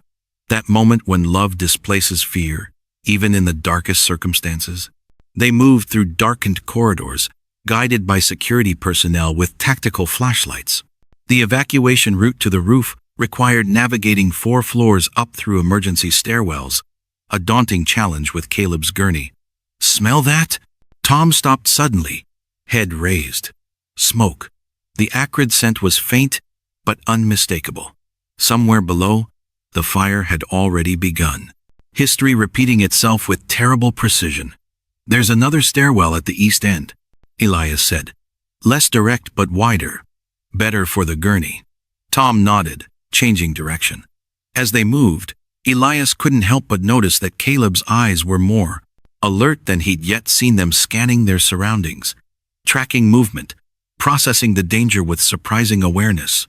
The smoke grew thicker as they reached the 3rd floor. Above them, the distinctive thrum of helicopter blades provided a counterpoint to the distant wail of approaching sirens. Almost there, Lindsay encouraged Micah, who trudged beside his father's gurney with determined steps despite his obvious fear. They burst onto the rooftop just as the medical helicopter touched down, rotors whipping the air into a frenzy. The pilot gestured urgently. They had minutes, perhaps seconds, before the fire would make takeoff impossible. Lindsay and Micah first. Tom shouted over the noise. Then Caleb. No! Lindsay refused to be separated from her husband. All together or not at all. There was no time to argue. The security team lifted Caleb's gurney, moving him toward the helicopter as smoke began billowing more heavily from the stairwell they'd just exited. Loading him required careful coordination, precious seconds ticking away as the fire spread below them. Finally, Caleb was secure inside, Lindsay and Micah beside him. Room for one more, the pilot called, pointing at Elias. The rest will have to wait for the second trip. Tom pushed Elias forward. Go! We'll take the emergency ladder on the west side.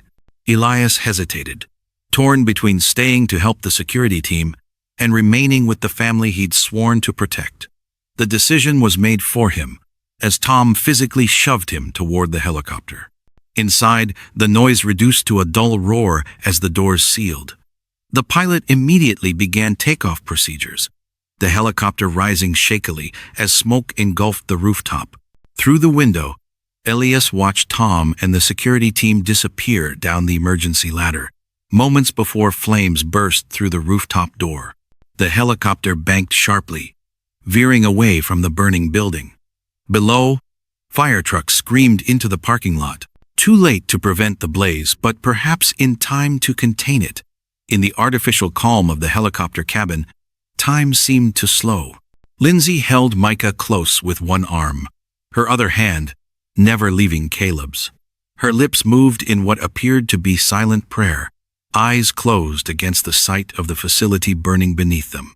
Caleb's gaze, however, remained alert, fixed not on the fire below, but on Elias's face. There was something in that look, not accusation, not fear, but a penetrating awareness that seemed impossible for someone still emerging from years of darkness. Then, with visible effort, Caleb raised his hand slightly, beckoning Elias closer. Elias leaned in, uncertain what to expect. Caleb's voice was raspy, damaged by smoke inhalation years ago and disuse since, but his words came with surprising clarity. I remember everything. 3 words that changed everything. Not fragments, not pieces, everything. The fire, the cause, the faces of those responsible. You'll be able to testify? Elias asked, hope rising despite the circumstances. Caleb gave a small nod, then continued with effort. You weren't there. Not your fault. The absolution Elias had never sought, never expected, struck him with physical force. He had been prepared for accusations, for Caleb to name him among the guilty. Instead, the man whose life had been stolen was offering, what? Not forgiveness exactly, but truth. Acknowledgement that while Elias had been negligent, he hadn't been complicit in the deliberate crime. But I should have known, Elias insisted, should have prevented it. Caleb's eyes, so much more aware than anyone had realized, held his steadily. His next words came slowly but distinctly, each one deliberate. James said, you asked questions. That's why he did it that day. The revelation struck like lightning. The timing of the fire not random, not merely convenient for insurance purposes, but specifically chosen because Elias had finally begun asking questions about safety concerns. Because he had scheduled an inspection, the fire hadn't happened, despite Elias's belated attention. It had happened because of it, a desperate attempt to destroy evidence before he discovered it. Caleb, Lindsay interrupted gently, stunned by her husband's sudden lucidity. Don't strain yourself. But Caleb wasn't finished. His eyes remained locked with Elias's as he summoned his strength for what was clearly an important message. If I don't make it, he began. Don't talk like that, Lindsay protested. You're going to be fine. Caleb squeezed her hand, but continued addressing Elias. Take care of them. Promise me. The simplicity of the request, its trust, its lack of bitterness broke something open inside Elias. This man, who had every reason to hate him, was instead entrusting him with his most precious possessions, his wife and son. I promise, Elias said, voice thick with emotion, with everything I have. Have you ever been offered trust you didn't deserve? Grace you couldn't earn? How does it feel to be given what you have no right to ask for? Caleb nodded once, satisfied, then turned his attention to Lindsay. The look that passed between them contained volumes. 3 years of separation, of loss, of longing, now bridged in a single gaze. I knew you'd find me, he told her, each word strengthening, as if the effort of important speech was reawakening neural pathways long dormant. Every day, in the darkness, I felt you. Looking, Lindsay's composure finally broke. Tears streamed down her face as she leaned forward, pressing her forehead to his. I never stopped, she whispered. Not for a single day. Micah wiggled closer, placing his small hand over their joined ones. I helped Mom look for you, Dad. And now, we won't lose you again. The family reunited, despite impossible odds, despite corporate greed, despite murderous intent. The simple tableau struck Elias with unexpected force. This was what had almost been permanently destroyed. This love, this bond, this unbreakable connection that had somehow survived 3 years of artificial separation. He turned away, giving them privacy, only to feel Caleb's hand weakly grasp his sleeve. Stay, Caleb said. You're part of this. Now. And for the first time since that rainy night when Lindsay had offered him her wedding ring, Elias Ward, billionaire, CEO, architect of empires, felt tears falling freely down his face. Not tears of guilt or shame or regret, though he had shed plenty of those in recent months. These were tears of grace, of being included rather than excluded, of being offered a place in healing rather than being defined solely by the harm he had enabled. As the helicopter carried them toward safety, toward the future, toward justice long delayed but finally approaching, Elias understood that redemption wasn't something you achieved or completed. It was something you lived day by day, choice by choice, act by act. And sometimes, in moments of unexpected grace, it was something you received, not because you deserved it, but because someone else chose to give it. What none of them realized, as they flew away from the burning building that had almost become their tomb, was that James Harrington had never intended to die in his prison cell. The suicide attempt had been elaborately staged, a distraction, a misdirection. Because at that very moment, as federal agents focused on the rehabilitation facility fire, James was being broken out of custody by the same mercenaries who had set the blaze. And his first destination wasn't escape, it was vengeance. The manhunt for James Harrington dominated national headlines for 3 weeks. His face appeared on every news broadcast, his name on every FBI alert. A dangerous fugitive with nothing to lose and millions in offshore accounts to fund his escape. But Elias couldn't focus on James. Not now. Not when there was so much to rebuild. The boardroom fell silent as he placed the document on the polished mahogany table. 12 executives, the remaining leadership of Ward Industries not implicated in the Route 7 conspiracy, stared at him in disbelief. You can't be serious. Raymond Blake, the CFO, finally spoke. Dissolving the entire corporate structure? Transferring all assets to a foundation? I'm entirely serious, Elias replied, his voice steady. The papers are already filed. As of 9 a.m. this morning, Ward Industries no longer exists. In its place, the Caleb Carlson Foundation. This is financial suicide, Blake protested. Shareholders will revolt. There will be lawsuits. Let them sue. Elias cut him off. I've already transferred my personal holdings, 63% of company shares, to the foundation. The remaining shareholders can join us or cash out at a premium. Their choice. And what exactly will this foundation do? Elizabeth Chen, head of operations, asked more. Pragmatically, Elias slid blueprints across the table. For starters, rebuild the Route 7 plant. Not for manufacturing, but as a technical training center, teaching modern skills to the people of Millfield and similar communities abandoned by corporations like ours. The executives exchanged glances, some skeptical, some intrigued, some already calculating how to position themselves in this new reality. Why Carlson's name? Blake asked, still resistant. Why not the Ward Foundation? Elias met his gaze steadily. Because names matter. Because symbols matter. Because the man we tried to erase deserves to be remembered. He stood, signaling the end of discussion. You have until the end of the week, to decide if you're staying. Those who remain will take a significant pay cut. Those who leave will receive fair severance.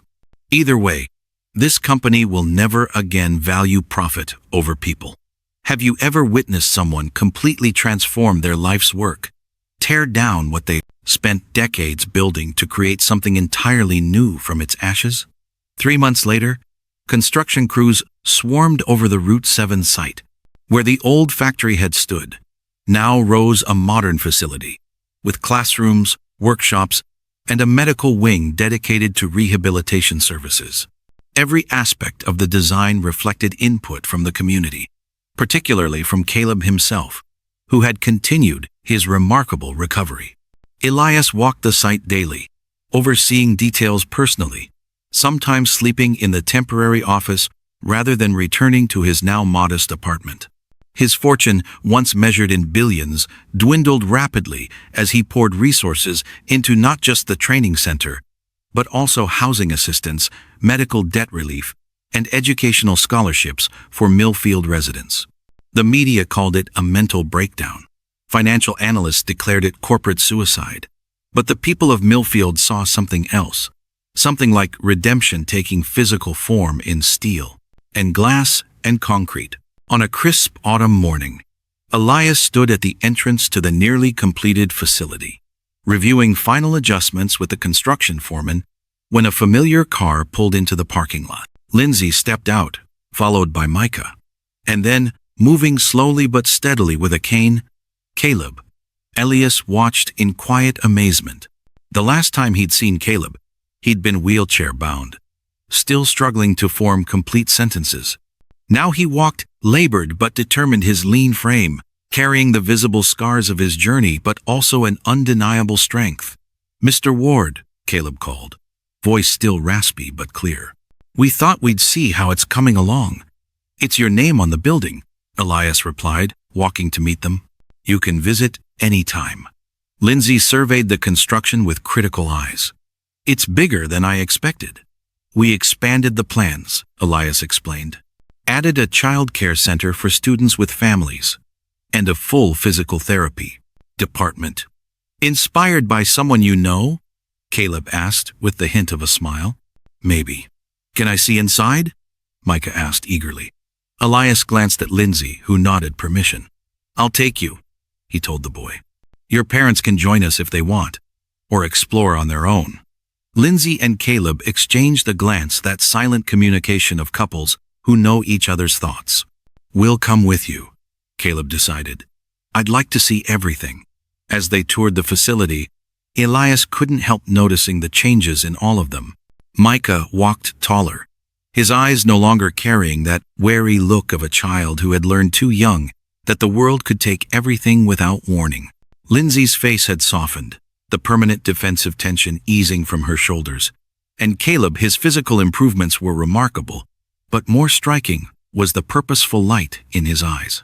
"This classroom," Elias explained, as they entered a large space filled with computer workstations, "will be for coding and software development. Companies have already committed to hiring graduates." "Companies that owe you favors?" Lindsay asked, not unkindly. "Companies that owe Millfield a future," Elias corrected. They continued through workshop spaces for mechanical training, healthcare classrooms, even a culinary program. At each stop, Caleb asked detailed, thoughtful questions about curriculum, accessibility, community involvement. "You've thought of everything," he finally said as they completed the tour. "Not me," Elias admitted. "This is the work of dozens of community members, experts in workforce development, educators. I just provided the resources."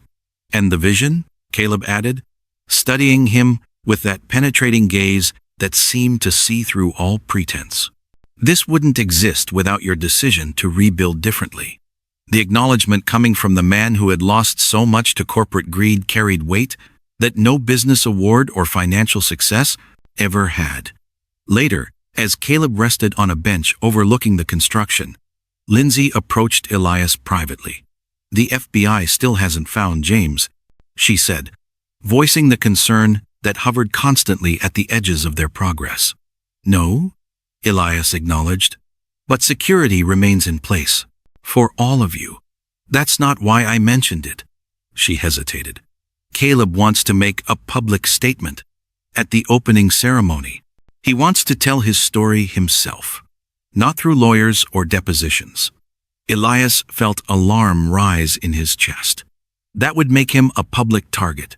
If James is watching, James is already watching, Lindsay interrupted. We all know that. And Caleb refuses to hide any longer. Her expression softened slightly. Some fears you can't protect people from. Some choices have to be their own. The wisdom in her words, and the implicit acknowledgement that Elias had earned enough trust for her to share Caleb's plans with him, represented a shift in their relationship. Not friendship, exactly, but understanding, respect. When does he want to do this? Elias asked. At the ribbon cutting. He says if his name is going on the building, his voice should be heard at its opening. Lindsay's eyes held a mix of pride and worry. He's been practicing his speech for weeks. 2 days later, Elias stood with Caleb at the center of the facility, in the open courtyard that would serve as a gathering space for students and community members. Construction was complete enough to give a clear sense of the finished design. What do you think? Elias asked, as Caleb slowly walked the perimeter, taking in every detail. I think, Caleb said carefully, that this is exactly what Millfield needs. Not charity, opportunity. Your idea. From the beginning. But your resources making it possible. They stood in companionable silence for a moment. Two men from vastly different worlds, united by tragedy, but now also by purpose. The board wants to name this courtyard after you, Caleb finally said. The Elias Ward Commons. Elias shook his head firmly. No more monuments to wealth. This place should honor the community, not me. Then what about the 7 who died? Caleb suggested quietly. The real victims of Route 7. Their names belong here, not mine. Not yours. The simplicity and rightness of the suggestion struck Elias deeply. Yes, that's perfect. Later that week, as the finishing touches were applied to the facility, Lindsay arrived alone. She found Elias reviewing security plans for the opening ceremony, mapping every entrance, exit, sightline, potential vulnerability. You've become quite the security expert, she observed, glancing over his shoulder at the detailed diagrams.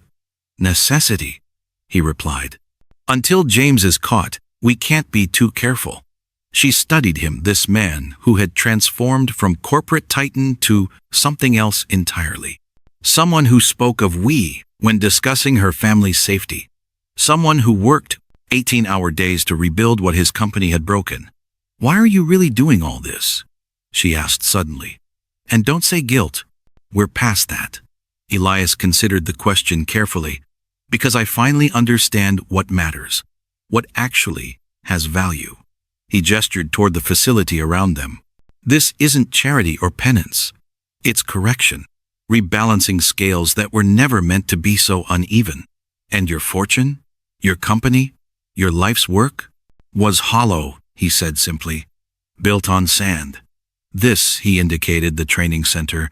This is built on something solid. Something real. For the first time, Lindsay smiled at him without reservation. Without the shadow of past grievances. Not forgiveness, exactly, but acceptance. Recognition of a genuine transformation. Caleb says the same thing, she admitted. That you're not who you were when this all started. None of us are, Elias replied. The opening ceremony was scheduled for the following week. Invitations had gone out to community members, media, politicians, corporate partners. Security arrangements were finalized. Caleb's speech rehearsed, the 7 memorial plaques installed in the central courtyard. Everything was ready. Everything was perfect. Then Tom called, his voice tight with urgency. We've got a problem, a big one. James? Elias asked immediately. No. Worse, in a way. We've been going through the financial records, following the money trail from the Route 7 insurance payout. And? James wasn't the mastermind, Elias. He was the executor, but not the planner. Tom's voice dropped. The insurance money, all 37 million, was routed through shell companies back to a single beneficiary. Who? Elias demanded, though something in him already knew, already dreaded the answer. Your father. The words struck like physical blows. Harold Ward, dead for 5 years. The founder of Ward Industries. The titan who had built an empire and passed it to his empire son, with the expectation that Elias would continue his legacy of relentless growth. That's impossible, Elias whispered. He was already gone when the fire happened. The plan was set in motion before his death, Tom explained. James just carried it out. The records are clear. Your father authorized the closure of 7 plants through insurance events before he died. Route 7 was the third. The implications crashed through Elias's carefully reconstructed worldview. Not just corporate negligence, not just one rogue executive scheme, but a systematic plan of destruction and fraud, originating from the very founding of the company he had inherited. From the man whose approval he had spent his life seeking. Does anyone else know? He asked, voice hollow. Not yet. But Elias, if we found this, the feds will too, eventually. Which meant Caleb would learn that the company's corruption went deeper than anyone had imagined. That Elias wasn't just the unwitting enabler of James's crime, but the son and heir of its true architect. As the sun set over the newly completed Caleb Carlson Foundation, Elias stood alone in the courtyard, staring at the 7 memorial plaques. Names of people who had died because his father decided their lives were worth less than an insurance payout. People whose families had suffered while the Ward fortune grew.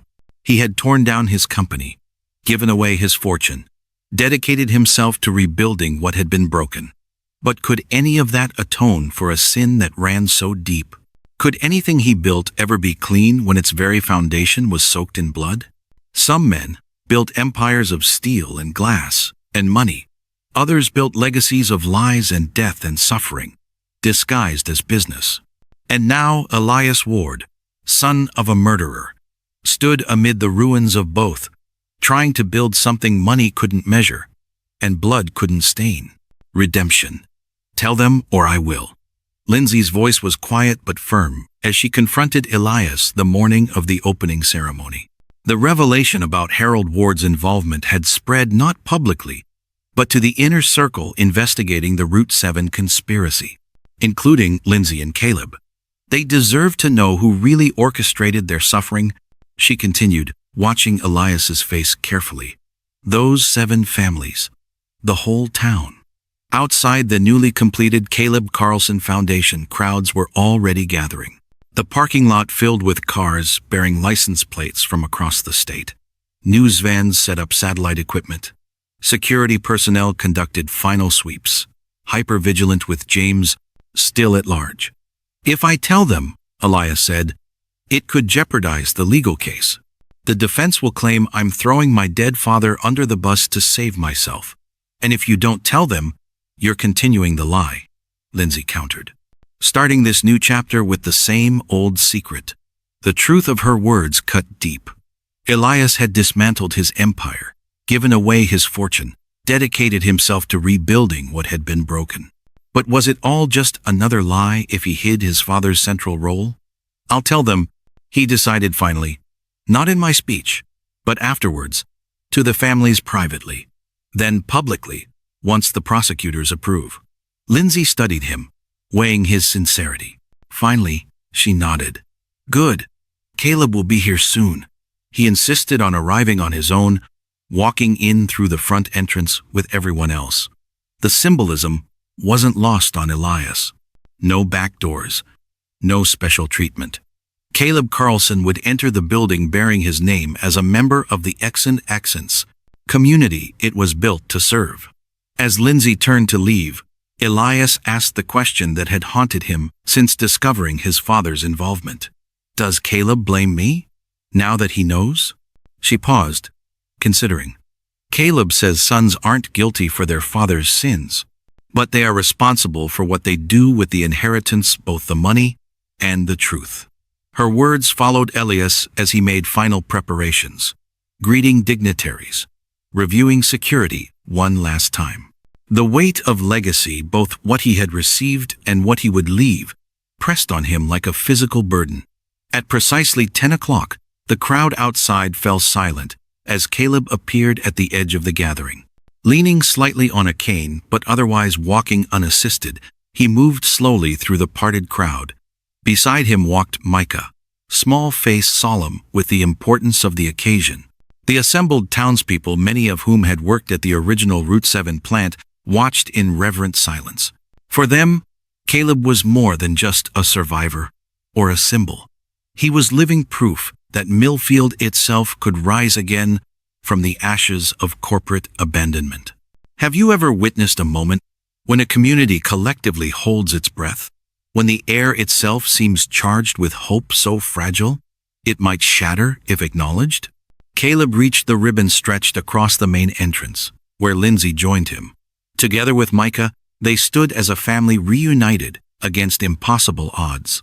Behind them gathered the families of the 7 who had truly died in the fire, their presence ensuring that this day honored the lost as well as the found. Mayor Jackson stepped forward, his brief speech acknowledging both the tragedy that had devastated Millfield and the unexpected opportunity now before them. When he finished, he turned to Caleb. "Mr. Carlson, would you do us the honor?" Caleb stepped forward, his movements still careful but increasingly confident after months of intensive therapy. The microphone carried his voice stronger now, though still bearing the permanent rasp of smoke damage across the hushed crowd. 3 years ago, I went to work at the Route 7 plant, just like I had every day for 8 years, he began. I never came home. Not because I didn't want to, but because powerful men decided that profit mattered more than people. The directness of his opening sent a ripple through the audience.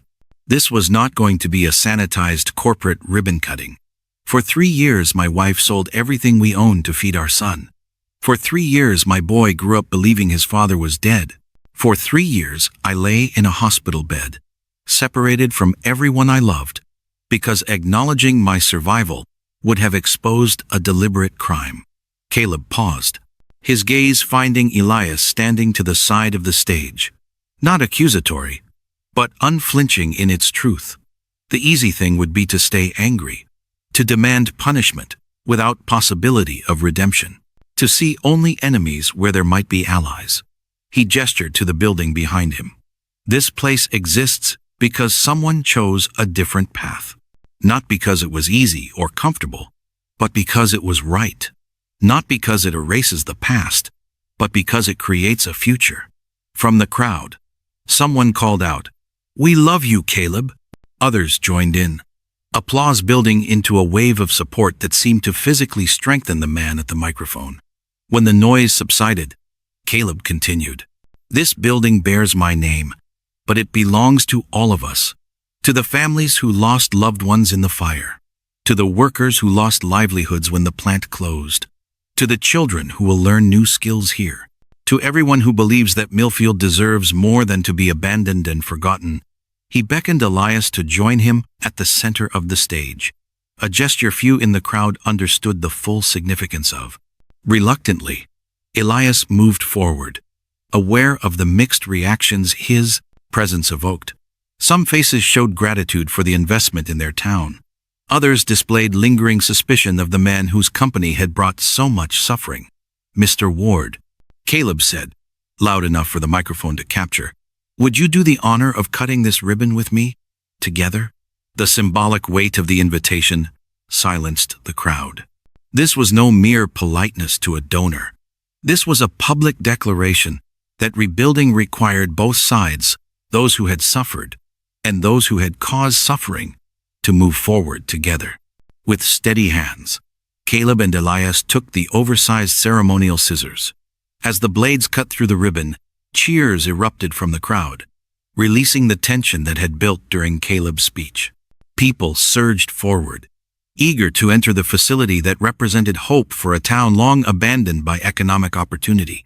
In the controlled chaos that followed, Lindsay drew Elias and Caleb aside, to a quiet corner of the entrance hall. "There's something I need to do," she said, reaching into her pocket. "Something I've been waiting for the right moment to address." From her pocket, she withdrew a small velvet box, the same one she had offered Elias that rainy night when their worlds first collided. When she opened it, the wedding ring gleamed in the sunlight streaming through the windows.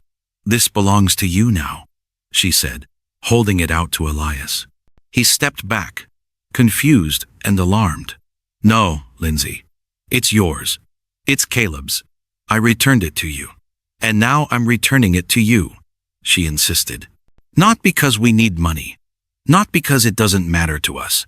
Caleb nodded his agreement. "Because it represents something different now." Elias looked between them, uncomprehending. "What does it represent?" "A choice," Lindsay explained. "My choice to trade something precious for survival. Your choice to return it rather than keep it. Our choice to rebuild rather than just survive." She pressed the box into his palm, closing his fingers around it. "You've carried our pain until it became your own. Now, carry our peace." The simple ceremony, witnessed only by the three of them, while celebration continued around them, carried more weight than the public ribbon cutting. This was the true acknowledgement of transformation, of a journey none of them had chosen, but all had completed together. Have you ever received something you felt you didn't deserve? Something offered not out of obligation or pity, but as recognition of a path walked together through darkness? How do you accept such a gift without diminishing its meaning? "I don't deserve this," Elias said quietly. Lindsay shook her head. "Neither did I deserve what happened. But life isn't about deserving. It's about what we do next." From across the hall came Micah's voice, calling his parents to see something exciting he'd discovered in one of the classrooms. Caleb smiled, squeezing Lindsay's hand. "Go," Elias told them. "Enjoy this day with your son." As they moved away, Elias remained rooted to the spot, the velvet box heavy in his hand. Not with guilt or shame, as it had been that first night, but with something more complex, more demanding. Permission to move forward, not absolution. Nothing could erase the deaths, the suffering, his father's crimes, or his own negligence, but acknowledgement that moving forward was possible. That redemption wasn't a destination but a direction. He was so lost in thought that he almost missed the security alert vibrating in his pocket. A text from Tom. Facial recognition hit at north entrance. James Harrington confirmed on-site. Security moving to intercept. Ice flooded Elias's veins as he scanned the crowded facility. Hundreds of people. Dozens of potential targets. And somewhere among them, a man with nothing left to lose and a desperate need for vengeance. His eyes found Caleb and his family across the hall, unaware of the danger that had just entered the building with them. A future they had fought so hard to reclaim, now threatened by the past, that refused to release its grip.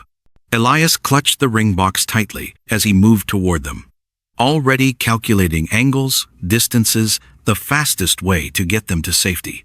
The weight of the ring reminded him of the promise he had made to Caleb in the helicopter. "I'll protect them, with everything I have." Now, it was time to keep that promise. Because James hadn't come for the building, or for revenge against Ward Industries, or even for his own freedom, he had come to finish what he'd started 3 years ago, to ensure that Caleb Carlson never testified, and this time he wouldn't leave any loose ends. The gunshot echoed through the crowded hall, silencing celebrations in an instant. Security swarmed toward the sound, as panicked attendees dropped to the floor or fled toward exits.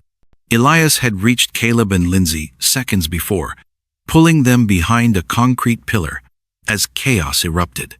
"Stay down," he ordered, positioning himself between them and the direction of the shot. But the bullet hadn't found its intended target. Across the hall, Tom lay clutching his shoulder, blood seeping through his fingers. He had intercepted James, taking the hit meant for Caleb. Security guards tackled James before he could fire again, wrestling him to the ground as his gun skittered across the polished floor. His face contorted with hatred, locked on Caleb's as he shouted over the din. "You were supposed to stay dead. You were all supposed to stay buried." 6 months later, Millfield was transformed.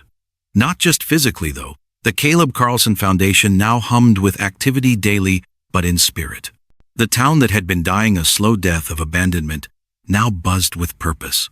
Where boarded storefronts had dominated Main Street, new businesses opened, many launched by Foundation graduates.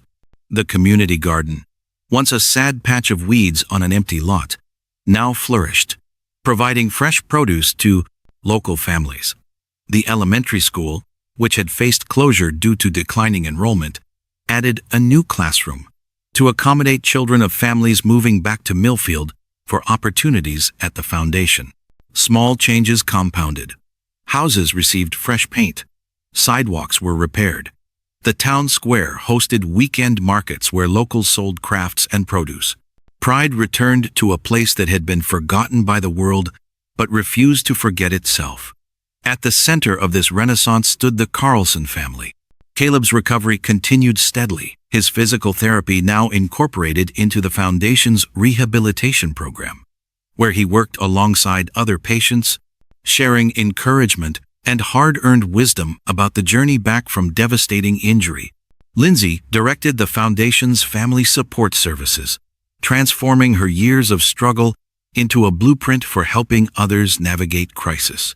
Her office door remained perpetually open, her calendar filled with appointments from community members seeking guidance or simply a compassionate ear. Most remarkable was the change in Micah. The cautious child, who had once counted every penny, afraid to ask for even the smallest treat, now bounded through life with the exuberant confidence of a boy secure in his world. His laughter, once so rare, rang through the foundation hallways as he raced from his after-school program to find his father, eager to share each day's discoveries. Have you ever witnessed the healing of an entire community?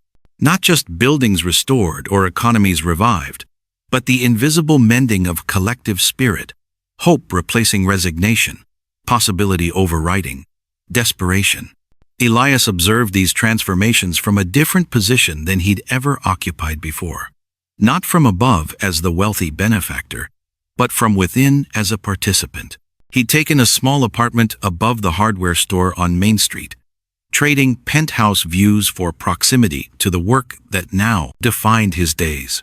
His mornings began early, reviewing foundation programs, meeting with community leaders, teaching occasional classes himself in business planning for aspiring entrepreneurs. Afternoons often found him walking the town, not as a tourist or visitor, but as a resident invested in Millfield's future. The transition hadn't been seamless. Many still viewed him with suspicion, the rich man playing at redemption, the corporate villain seeking to polish his image. Some would never forgive his connection to the tragedy that had altered their lives. He accepted this as part of the reckoning, neither defending himself nor seeking absolution. James Harrington's trial had brought national attention to Millfield. For weeks, news vans had crowded the courthouse square as the full extent of Ward Industries' crimes was exposed.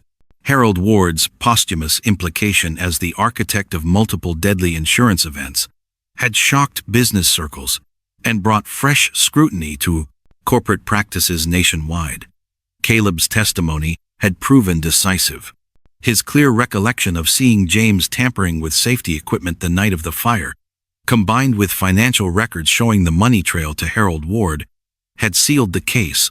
James received 7 consecutive life sentences, one for each death he had caused. The evening after the verdict, Elias had visited the abandoned Route 7 site one last time, before demolition would make way for community housing. Standing amid the ruins, the wedding ring heavy in his pocket, he had finally allowed himself to grieve for the lives lost, for the years stolen, for the father he had idolized, who had proven to be a monster. "I thought I might find you here." He had turned to find Lindsay, her silhouette outlined against the setting sun. "Saying goodbye?" she had asked, stepping carefully through the debris to join him. "Trying to," he'd admitted. "It's harder than I expected, because it's your family legacy too. The good and the terrible. That moment of understanding had marked a shift in their relationship from wary collaboration to something approaching friendship. Not easy or uncomplicated, but genuine in its acknowledgement of shared history. Now, as autumn painted Millfield in gold and crimson, Elias sat on a bench in the town square, watching children play around the newly installed fountain. The wedding ring rested in his palm, his daily ritual of remembrance, not just of guilt, but of transformation. Deep thoughts? Caleb's voice broke through his reflection. He settled onto the bench, movements still careful but increasingly fluid after months of dedicated therapy. Just appreciating the view, Elias replied, closing his hand around the ring. The town looks different these days. Feels different too, Caleb agreed. People walk taller, look you in the eye again. They sat in companionable silence, watching Millfield's renewed life unfold around them. A young mother passed, pushing a stroller, and nodded to them both, a small gesture that would have been unthinkable 6 months earlier, when Elias was still viewed as the enemy. The foundation board approved the expansion, Caleb said finally, breaking ground on the new wing next month. That's good news. The waiting list keeps growing. We'll need more instructors, people who understand both business and community needs. Caleb turned to look at him directly. People like you, the offer surprised Elias. Until now, his role had been primarily behind the scenes, providing resources, connections, but not directly shaping the foundation's future. Are you sure that's what the community wants? Me with an official position? 6 months ago? No, Caleb admitted. But now, yes, you've earned it. Not by writing checks, but by showing up, by listening more than talking, by learning names and stories. What does it mean when someone who has every reason to reject you instead invites you deeper into their world? Not from naivete or weakness, but from the strength of having truly seen you change? I'd be honored, Elias said simply. Later that evening, as Millfield's streets quieted under a canopy of stars, Elias stood at his apartment window. Below, the town settled into peaceful darkness, lights winking out one by one as families ended their days in homes that no longer felt like temporary shelters, but like places with futures. The wedding ring sat on his windowsill, catching the moonlight. He no longer carried it constantly, a sign of his own healing, his gradual release from the grip of unrelenting guilt. Now, it served as a touchstone, a reminder of where this journey had begun and how far they had all traveled since that rainy night. His phone buzzed with a text from Lindsay. Micah wants you to come for dinner Sunday. He's making pasta and says you need to learn his secret sauce recipe. The simple invitation represented something profound: inclusion in their family rituals, trust extended beyond necessity to genuine connection. His reply was equally simple: wouldn't miss it. As he prepared for bed, Elias caught himself smiling, a genuine expression that no longer felt foreign on his face. The nightmares still came, sometimes flames and accusations, and his father's shadow looming over everything he built. But less frequently now, less intensely. What he couldn't know, what none of them yet realized, was that James Harrington's conviction had disturbed powers far beyond Millfield. Corporate interests threatened by the precedent, political allies anxious about exposed connections, wealthy partners implicated in similar schemes across other industries, people who wouldn't allow their carefully constructed systems to be dismantled by one small town's resurrection or one billionaire's redemption, people who had already set in motion plans to ensure the Caleb Carlson Foundation would never expand beyond Millfield, that this experiment in corporate accountability would remain an isolated anomaly rather than the beginning of a movement.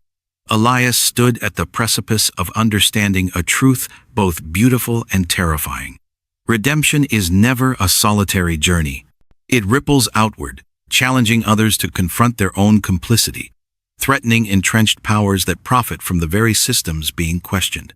And those powers would not surrender without a fight. The warning came at midnight, An encrypted message from an anonymous source inside one of America's largest corporate law firms. They're coming for you tomorrow. Board meeting. SEC investigation. Coordinated media attack. Get out now. Elias stared at the message, pulse racing as he considered its implications. For months, he had sensed the growing resistance, subtle at first, then increasingly overt. Funding partners withdrawing support from the foundation. Regulatory hurdles appearing where none had existed before. Media stories questioning his motives, his mental stability, his handling of his inheritance. The corporate world was closing ranks against the dangerous precedent he had set. A billionaire holding other billionaires accountable. A system turning against itself. What will you do? Caleb asked. When Elias showed him the message the next morning, they sat in the foundation's courtyard, voices low despite the privacy. What they least expect, Elias replied. Stay, fight, finish what we started. That had been 9 months ago. 9 months of legal battles, frozen assets, public scrutiny. 9 months of the foundation, continuing its work despite mounting external pressure. 9 months of Millfield rallying around the institution that had given the town new life. Now, as spring rain washed Millfield clean again, Elias stood beneath the gas station awning where it had all begun. The same rusted metal, the same flickering light, the same view of a town that had changed in almost every other way. I thought I might find you here. Lindsay approached, umbrella in hand, hair dampened at the edges from the light rain. In the street before them, Micah splashed joyfully through puddles, rubber boots kicking up arcs of water, face tilted to the sky without fear of getting wet. Feeling nostalgic? She asked, joining Elias beneath the shelter. Something like that. He watched Micah, the carefree movements of a child who no longer carried the weight of adult worries. Hard to believe it's been almost 2 years. Sometimes it feels like yesterday, Lindsay said. Other times, like another lifetime. The rain intensified, drumming on the metal awning, creating a private space of sound around their conversation. Micah continued his puddle symphony, oblivious to the adult's contemplation. The judge makes his final ruling tomorrow, Elias said after a moment, on the SEC charges. Lindsay nodded. She knew the stakes. If the Securities and Exchange Commission prevailed in their case alleging that Elias had breached fiduciary duty by dismantling Ward Industries, the foundation itself could be at risk. What does your lawyer say? That it could go either way. He shrugged slightly. The law is clear about my technical violations. The question is whether the judge will consider the context. The context being that you used your power to correct crimes committed by your company, to provide restitution to victims. Her voice carried the edge it still sometimes did when discussing Ward Industries' actions. Some wounds healed, but never disappeared completely. Have you ever stood at a crossroads where justice and law diverge?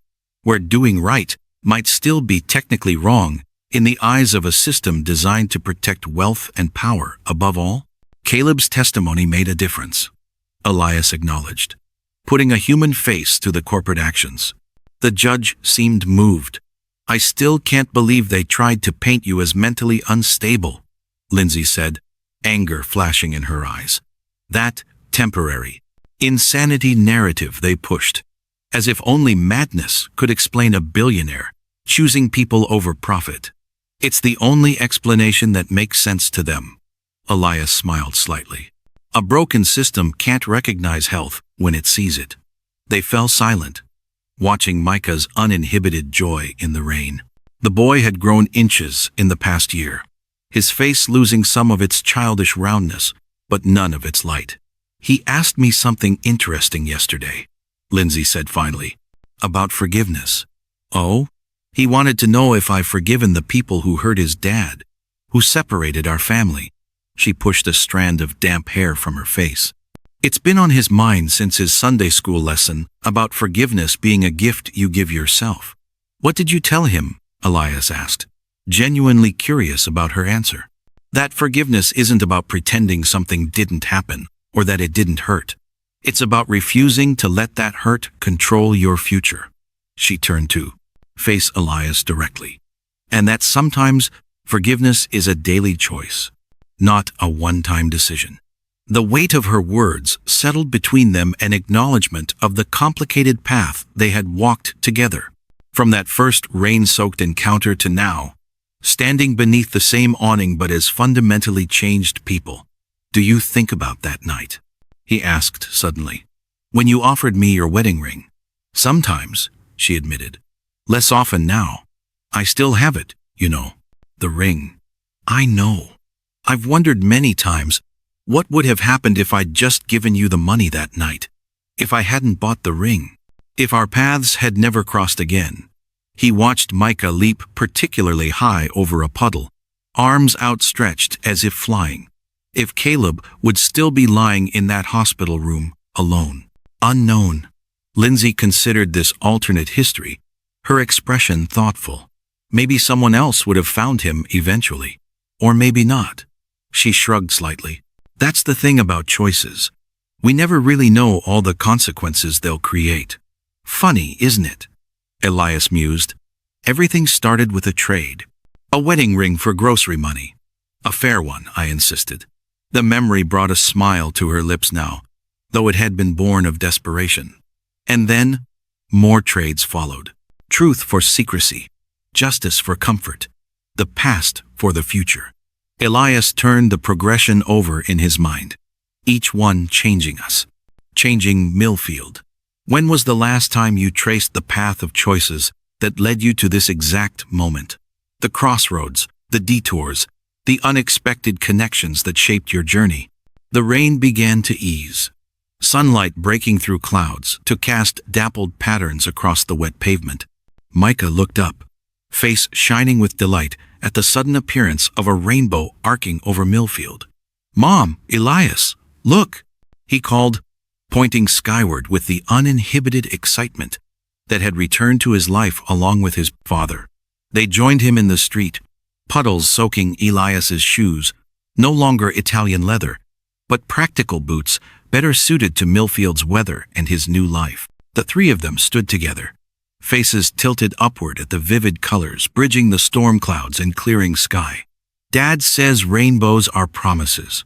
Micah informed them seriously that storms don't last forever. Your dad is a wise man, Elias replied, equally serious. A car passed slowly through the wet street, the driver waving at them with the casual familiarity of small-town life. Elias returned the gesture automatically, another marker of how much had changed. Once, he had been isolated by wealth and position. Now, he was connected through community and purpose. As they walked back toward the foundation building, Micah racing ahead, Lindsay asked the question that had clearly been on her mind. What will you do if the ruling goes against you tomorrow? If they try to take everything that's left? Elias considered the question carefully. Continue. Differently if necessary, but continue. Even if it costs you your last dollar? Your freedom? Yes. The simplicity of his answer surprised even him with its certainty.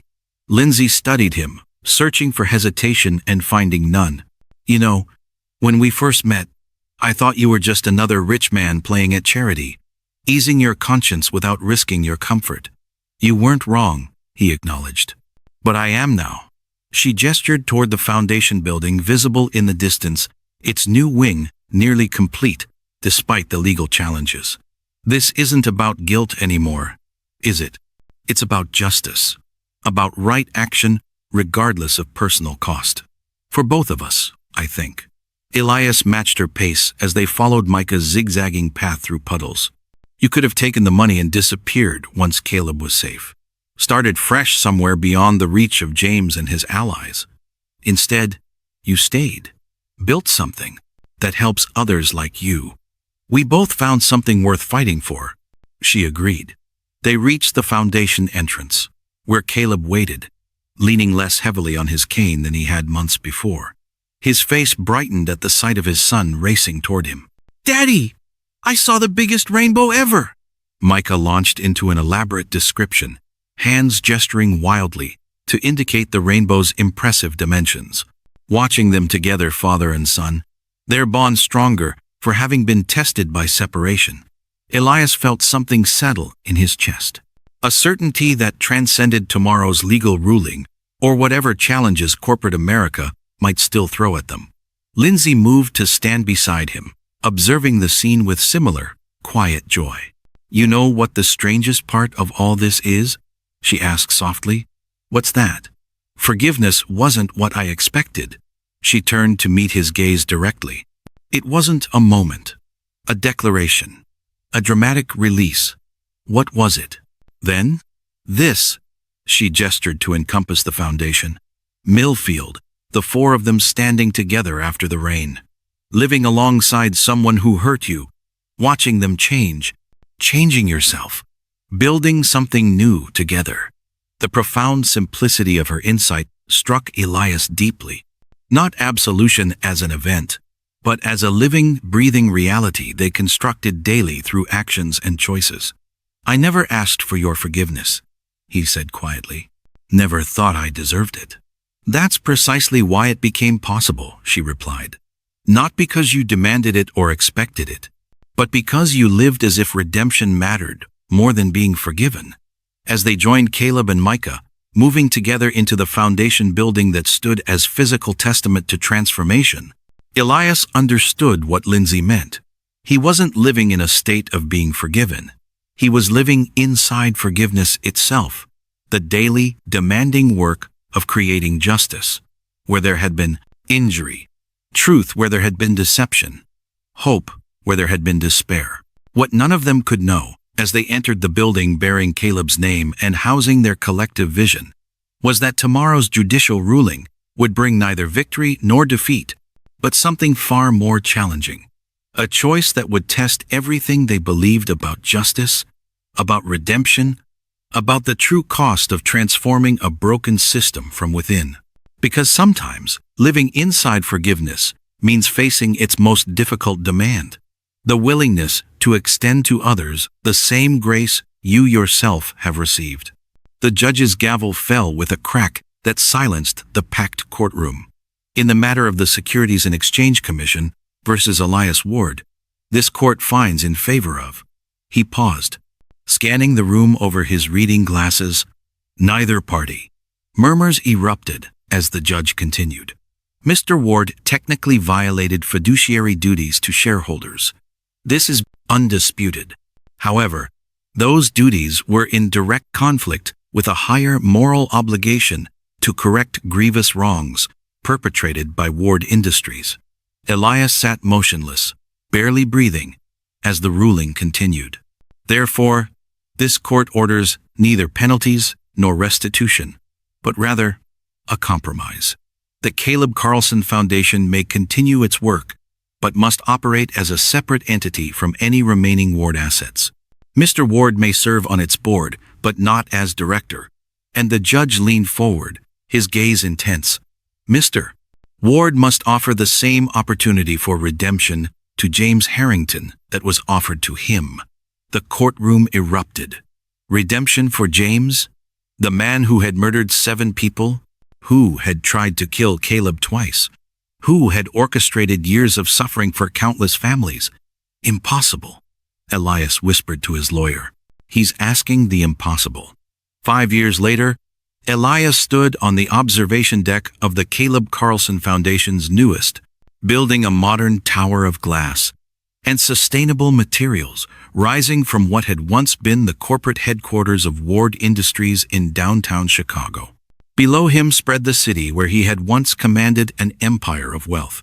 Now he commanded something far more valuable, a movement.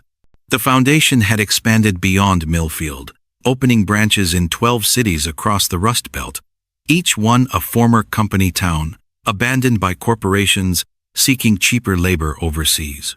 Each one now experiencing renaissance through education, training, and community investment. Still can't get used to the view from up here without a drink in your hand? Caleb's voice carried warmth and gentle teasing as he joined Elias at the railing.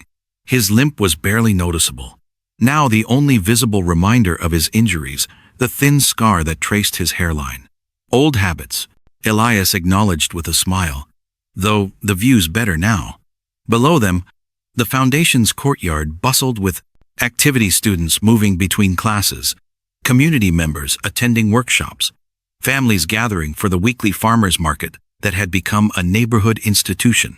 Lindsay called, Caleb said. She and Micah are on their way up. He's bursting to tell you about his science project. First place. Of course it was, Elias replied, pride evident in his voice.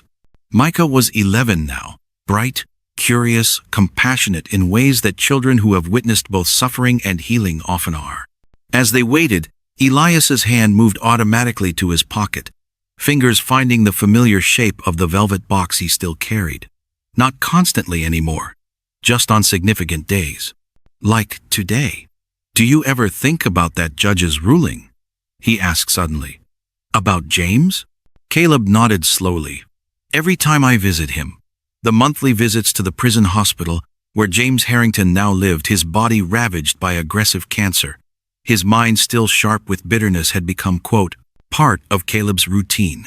Not out of obligation to the court order, but from a deeper commitment to the principles that had rebuilt his life. He still won't speak to me, Elias said. 5 years of attempts. But he talks to me, Caleb reminded him. That's something none of us expected. It had started with silence. Months of Caleb sitting beside James's hospital bed, receiving only glares and turned backs in response, then single-word answers. Eventually, halting conversations. Never apologies.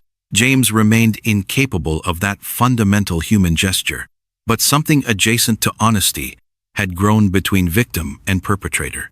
Do you think he's changed at all? Elias asked the question that had haunted him for years. The judge's requirement had seemed cruel at first, forcing Caleb to confront his would-be murderer, asking Elias to offer redemption to someone who had shown no remorse. I don't know if changed is the right word, Caleb replied thoughtfully, but he's seen something he never expected. That forgiveness doesn't mean forgetting or excusing. That justice can coexist with mercy. Have you ever witnessed the power of persistent compassion? Not the easy kind that comes when the recipient is grateful or deserving, but the costly kind that continues even when met with resistance, rejection, or hatred? The elevator doors opened, revealing Lindsay and Micah. The boy raced toward them, science fair medal bouncing against his chest, words tumbling out in excited explanation of his project on sustainable urban farming. Lindsay joined them more slowly, her face relaxed in a way it never had been during those early, desperate years. Her work directing the Foundation's family support services had expanded to a national advocacy role, testifying before Congress, consulting with companies on ethical business practices, writing a book about corporate accountability that had become required reading in business schools. He hasn't stopped talking about it. Since they announced the winners, she said, nodding toward Micah, who was now showing Caleb the detailed diagrams from his project. Like father, like son, Elias observed, both changing the world in their own way. Lindsay smiled, acknowledging the truth in his words. The governor called, she said more quietly. They want Caleb to speak at the signing ceremony for the Corporate Accountability Act next month. The bill they're naming after him. The legislation requiring companies to create emergency funds for workers affected by plant closures, mandating transparent safety protocols, establishing criminal penalties for executives who knowingly endanger employees, represented the policy embodiment of everything they had been building. He deserves that recognition, Elias said. All of you do. As the four of them moved through the Foundation building, staff and students nodded respectfully. Not with the fearful deference once accorded to Elias's wealth, but with the genuine appreciation reserved for people whose actions have directly improved lives. In the main auditorium, hundreds gathered for the 5th anniversary celebration of the Foundation's founding. As Caleb took the stage to thunderous applause, Elias remained in the wings, content to witness rather than participate in the spotlight. Caleb's voice, stronger now after years of therapy, but still carrying that distinctive rasp, filled the room. 5 years ago, I was a man legally dead, separated from my family, my identity erased to protect corporate profits. He paused, allowing the weight of those words to settle. Today, I stand before you as living proof that systems can change, that what was broken can be rebuilt, that redemption is possible. From his position offstage, Elias removed the velvet box from his pocket, opening it to reveal the simple gold band that had started everything. To L forever. The engraving caught the light as it had that rainy night when Lindsay first offered it. In desperate trade. How strange that a single object could carry so many meanings. Once a symbol of love, then of survival, then of guilt, now of transformation. Caleb continued his speech, detailing the foundation's accomplishments. Lives changed, communities revitalized, policies reformed. But Elias found his attention drawn to the audience, to the individual faces representing thousands of stories. The former factory worker, now teaching advanced manufacturing techniques. The single mother who had graduated from the foundation's nursing program and returned as an instructor. The children in the after-school program, whose futures would not include the desperation that had marked Micah's early years. This was the true legacy, not buildings or programs or policies, but people whose lives now contained possibility, where once there had been only constraint. As Caleb concluded to standing applause, Elias felt a presence beside him. Lindsay, watching her husband with evident pride. You never expected this outcome when you bought my wedding ring that night, she observed quietly. No, Elias admitted. I just wanted to stop thinking about your face, about what you said. My son hasn't eaten in 5 days. She spoke the words that had changed everything. No longer a desperate plea, but a historical marker. The beginning of a journey neither of them could have imagined. Look around you. The person standing next to you in line. The driver in the car beside yours. The face behind the counter. Each carries a story you cannot see. Burdens you cannot know. Possibilities waiting to unfold. What might happen if you truly saw them, even for a moment?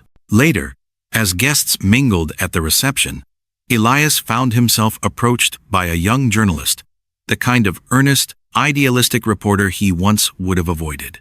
Mr. Ward, everyone knows the basic story, she began. But I'm curious. What's the lesson you personally take from these past 5 years? The question deserved more than a soundbite. Elias considered carefully before answering. I think it's this. We're all more connected than we realize. The decisions made in boardrooms affect families at dinner tables. The choices we make thinking no one is watching can change lives we never knew existed. He turned the wedding ring box in his hands as he spoke, and small moments of compassion or cruelty create ripples that become waves. Would you change anything if you could go back to that night in the rain? No, he replied without hesitation, because the pain was necessary. The loss was necessary. The hard truths were necessary. Without them, we might have built something that looked impressive, but had no foundation. The journalist nodded, seeming to understand he was speaking about something deeper than buildings or programs. As the celebration wound down, Elias found himself alone in the foundation's courtyard. Night had fallen, stars visible despite the city lights. In the center of the courtyard stood the memorial's 7 pillars, bearing the names of those who had died in the fire, surrounding a flame that burned continuously. He approached it, the wedding ring in his palm, and stood in silent contemplation of how much had changed because one desperate mother had offered her last treasure to feed her child, and one comfortable man had been uncomfortable enough to notice. The camera pulls back, widening to show Millfield at night, lights glowing in windows where families once lived in darkness, streets busy with evening activity where emptiness once reigned, the foundation standing as beacon against the sky. And the narrator speaks, voice gentle but direct. You saw her standing there that night, hungry, proud, still believing in fairness. Would you have stopped? Would you have listened? Sometimes, mercy is the only currency that matters. Lindsay Carlson didn't ask for pity. She asked for a chance. And in that exchange, she changed a man who thought he was beyond change. So, if you ever meet someone selling their last piece of hope, remember, you might not be buying gold. You might be buying grace. Because every act of compassion, no matter how small, writes a story someone will never forget. The wedding ring gleams in Elias's palm one final time before he places it carefully into the time capsule being sealed in the courtyard, a reminder for future generations that transformation often begins with a simple trade: hunger for bread, isolation for connection, indifference for compassion. And somewhere in that exchange, humanity finds its way forward.